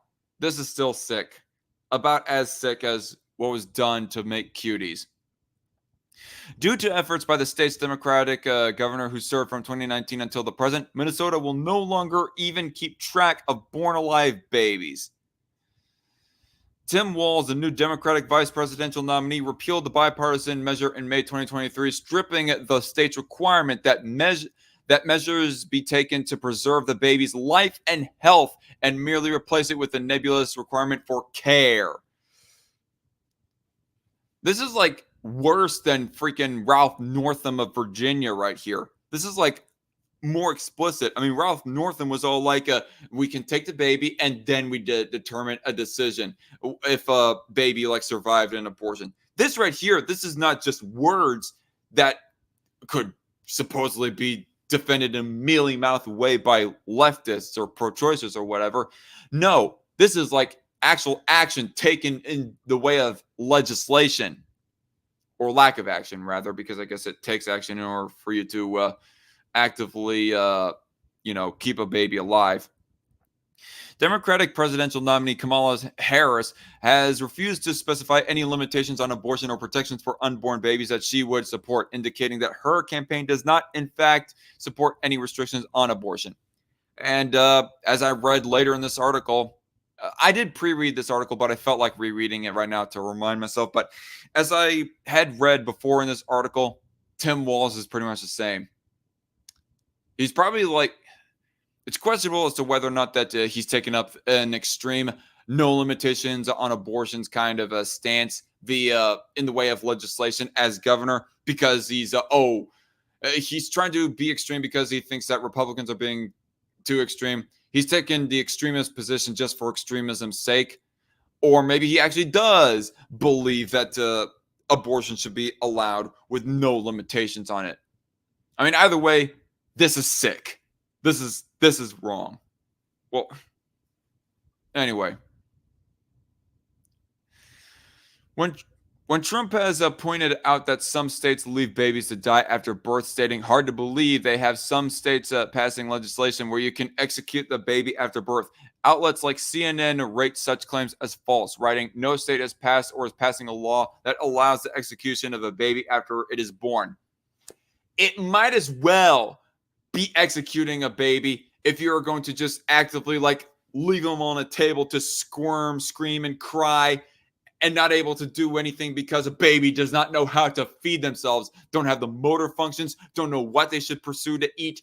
Babies know jack shit on how to survive. And if you will leave a baby alone to its own devices, to his or her own devices, you are effectively might as well be executing the baby. In my opinion, anyways. The Harris campaign did not immediately respond to a request for comment. Post-birth abortion is real and Harris Walz supported, tweeted the Heritage Foundation's Roger Severino. At least 5 babies were born alive after botched abortions and left to die under Walz's watch. 2 of these struggling babies were given comfort care instead of medical care, allegedly in violation of state law. How did Walz respond? He continued by repealing the very law, exposing and outlawing this horror, and replacing it with abortion on demand on the front end and infanticide on the back end.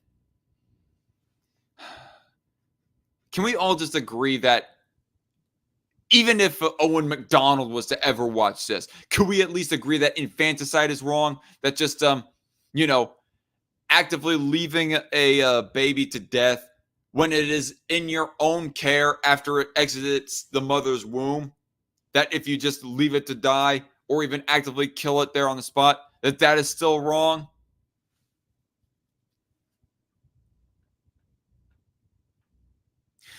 And no, I don't think that refraining from providing welfare for grown-ass adults who refuse to work is the same thing. And in case anybody goes watching this in the future and has a response along those lines in response to me right there. In January 2023, Walz signed a broad abortion law that included no limitations on how late during pregnancy a mother may end the life of her unborn baby. To Minnesota, meaning even day before exiting the womb. 40 weeks, fully conceived, fully developed in all practicality. Literally, if it was 39 weeks, it could have been born early at 39 weeks, would have been just as viable of a baby as that 40-week conceived baby. That's still okay to execute, just because of the arbitrary physical position of being inside of a woman's belly instead of outside of a woman's womb. To Minnesotans, know that your access to reproductive health and your right to make your own healthcare decisions are preserved and protected. Walz said then of the Protect Reproductive Options Act. And because of this law, that won't change with the political winds and the makeup of the Supreme Court. The legislation reads, every individual has a fundamental right to make autonomous decisions about the individual's own reproductive health, including the fundamental right to use or refuse reproductive health care. Reproductive health care is a euphemism for abortion. Abortion is not health care. Change my mind. Especially if you're going to take it as late in the game as a 40-week conceived fetus. Or even say that, they were born alive. The abortion is botched. No. Let's just leave them to die on the table. Not feed them or anything like that. Fuck that. That is not health care. That is just cold, callous, psychopathic even behavior. And so the last thing that I want to cover about Tim Walz right here, a recommendation right there, Vosh, never-ending degeneracy, thinks he's a horse. But anyway, so the last thing that I want to say about Tim Walz, honestly, I think that this very gaffe is going to come to... Wait, what? This ain't it. This was not what I was wanting to show right here. What I was wanting to show was the short of the gaffe. I have a feeling that this gaffe is going to... that Tim Walz is never going to live this down. Let's see. Why is it muted?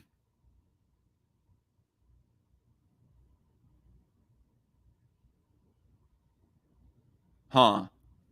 Maybe if I go back and forward.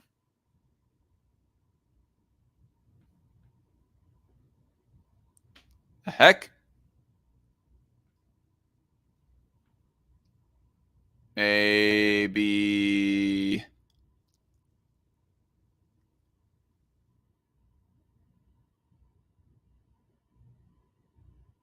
Anyway, it was the man, I want to have Tim Walz say it himself. Wait, here we go. Why is it not working? Am I the only one who can't hear this right now? What's going on? Oh, wait, duh, there are progressive values. One person's socialism is another person's neighborliness. Derp. Sorry, guys. Retardation on the part of the dark conservatarian. But we can get out there, reach out, make the case. And for one thing, don't ever shy away from our progressive values. One person's socialism is another person's neighborliness. But we can get out. So yeah, I heard about this quote, and the first thought that was rolling around in my mind was like the thought and image of Mr. Rogers being in some kind of Soviet commissar uniform saying, hello there, neighbor. I'm here to seize your property. I'm here to seize your business. Like that would definitely be an image ruiner of Mr. Rogers for me. But in all seriousness, though, normally when a Democrat gets accused of socialism, they go trying to downplay that by saying, oh, no, I'm not a socialist. I'm a democratic socialist. Or no, I don't advocate for socialism. I actually advocate for social democracy or heavy welfare state or something else like that. They try to do stuff like that. They don't go trying to say that freaking socialism is neighborly when really it's not. I mean, really, socialism is not neighborly. If you're going to say take the purest forms of socialism, even the more minor aspects of socialism, of using the government to enforce XYZ restrictive law on business, or even just outright seize all the ownership of that business and take it into government hands. That's not very neighborly, if you ask me. Trying to hold a gun to your neighbor's head and say, hey, give me your business or I'll shoot you. That's just... Maybe I should be careful on gun references. Otherwise, I might get this stream taken down or age restricted just like the last one. But yeah, I mean, if he considers socialism neighborly, it might as well just be Tim Walz just going full mask off, and he's not trying to disown... I mean, he's not trying to disown the socialism right there. He's, in fact, proud of the socialism. Just that he thinks that's how that me and my neighbors all are. And if you don't like it, well, tough shit. You're going to, like, get pulled into the socialist commune or whatever. Anyway.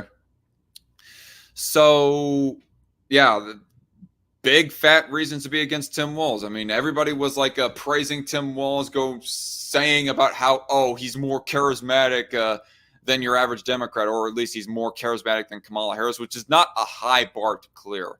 I mean, obviously, freaking Kamala Harris, there's some theories coming out about how she literally is a lush, a drunkard, but really, even before those theories like were starting to come out, she sounds like a lush anyways. Sounds all ditzy, her nervous laugh and everything else like that. Her word salads where she doesn't actually say anything of substance. She just goes on and on and on and on with some of her statements, all that sort of shit, and just sounds like an out-of-touch valley girl type of elitist. Whereas Tim Walz, when I'd gone listening to his entire acceptance speech of being the vice presidential nominee for Harris, he did sound like a fairly straightforward average Joe. I mean, he sounds a little bit better than your average Democrat, but it's not like anything super special. I mean, honestly, he might have just sounded like a classic Democrat or your average modern day Democrat, even for that matter. That does not make national headlines, or not so much. But he did not sound like a Bernie Sanders type or anything like that. And I would almost think that because of that gaffe right there goes showing that he definitely is not as sharp-witted as Bernie Sanders. People at least gone alleging that Bernie Sanders was anyways. At best, he has the personality of an average Joe who bumbles his words on occasion, which is still better than Kamala Harris. But all the same, people were saying, just giving all these vague reasons for why that, I don't know. Just I saw people on Facebook acting like Tim Walz was some super big upgrade on the Kamala Harris ticket for president. And really, if you pay attention to Tim Walz's beliefs, I'd say that's a no, especially if you're somebody on the right like me. And even if you're somebody who is like center left, you should be scared about the pick that Kamala Harris did of Tim Walz. If you actually go looking into how he removed language that excludes pedophilia as a sexual orientation, go looking into how he signed bills that allows abortion all the way up to 40 and 39 weeks and, just late terms in general. And I would think that most center-left normie Democrat voters are like against that extreme of abortion. And also, B, that even allows the death of babies if they were like successfully born alive from a botched abortion. That's extremes that I would think that your normal average Democrat would be against, right? Right? We just need to like get this information spread out to more like, not that I'm saying that I'm not trying to campaign for Trump here, people. Do not get it twisted. You obviously know my beliefs when it comes to Trump. Listen to all my past live streams and all that stuff. But maybe at the very least, we should like get out the word that Tim Walz is not as much of the moderate, down-to-earth guy as you think he is. He's too extreme even for you. So as to maybe get these normie Democrats to go like, you know what? I think I'm going to vote for nobody, actually. And maybe that's the best decision for all of us. We don't vote for either Trump or Harris. But honestly, me personally, I think I like somebody who votes for nobody more than I like somebody who votes for Harris. Or at least I find it that I can like more better get along with somebody who comes out and says, yeah, I'm not voting for anybody, than somebody who comes out saying, I'm voting for Harris. And maybe they could, in theory, be all like, yeah, I'm not voting for Harris. Just they aren't informed of the extremism of Tim Walz specifically. But even maybe Harris to some extent. Anyway, going to get caught up in live chat, and then I'm going to leave. Mr. Merchant says, I know this isn't about Trump, but the good thing about this election for anti-Trumpers is that if he wins, this will be his last term as elected president. If he doesn't get elected, he would be too. Yeah, he would be too old. Oh, he actually had a second live chat. Be too old, excluding the part where if he does lose, he doesn't win as the only good thing for the election. I mean, one has to like ponder the question, like if he does lose, whether if he loses or if he wins, is the Trump legacy going to continue? That might be a further conversation to have later with somebody who is more solidly in the Trump camp than somebody like I. JC Armitage says, if I had a nickel for every time a female presidential candidate picked a white guy named Tim for a VP pick, I'd only have 2 nickels. But it's pretty weird that it happened twice. You know what? Good point there, JC. Tim Kaine was a pick for Hillary Clinton back in 2016. You know, if I had a nickel for every time a female presidential candidate picked a white guy named Tim for a VP pick, I'd only have 2 nickels, which isn't a lot, but it's weird that it happened twice, right?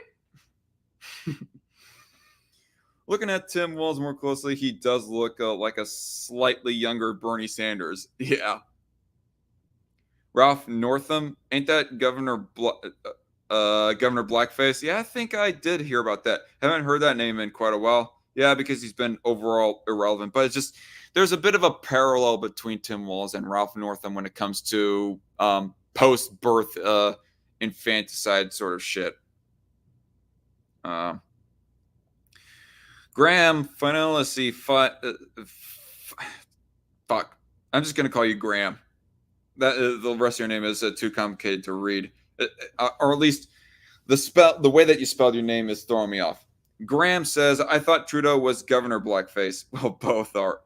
JC Armitage says it for me. Both are true. The short was mute on our ends, but it's good now.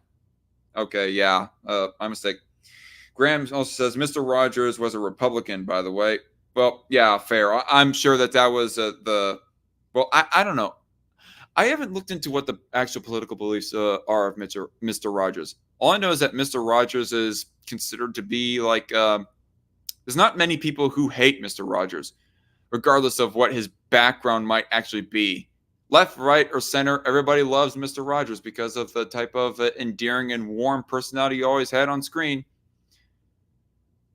Although I do have to seriously wonder how many people seriously do dislike him when that one clip is played of where he's all like, girls will grow up to be the mummies, and boys will grow up to be the daddies, or however that song goes.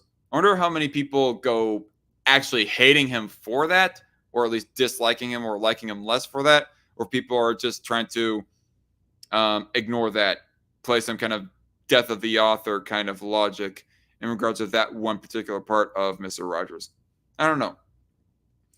Harris is the left's version of Sarah Palin. Maybe, Graham. And finally, Jason Amatai says, in one of Larkin Rose's recent videos, his wife, Amanda, said Kamala spoke like a lobotomized 6-year-old. Fair point. Anyway, the night is getting late for me, and I still kind of want to try and get to the gym tomorrow in the morning, which I have to get up extra early in order to do that. So, without further ado, I'm just going to say right now, sorry that this stream was so long. I wanted to make it shorter, but it is what it is. I still had a fun time regardless. It doesn't matter. Anyway, thank you all for watching. All of y'all who have currently watched, all of y'all who might watch in the future all the way through. If you have watched all the way through, thank you very much. Much appreciated. And honestly, Alban Preach and to all of his fans, wake the fuck up. Anyway, thank you all for watching. Have a good night. God bless. See ya.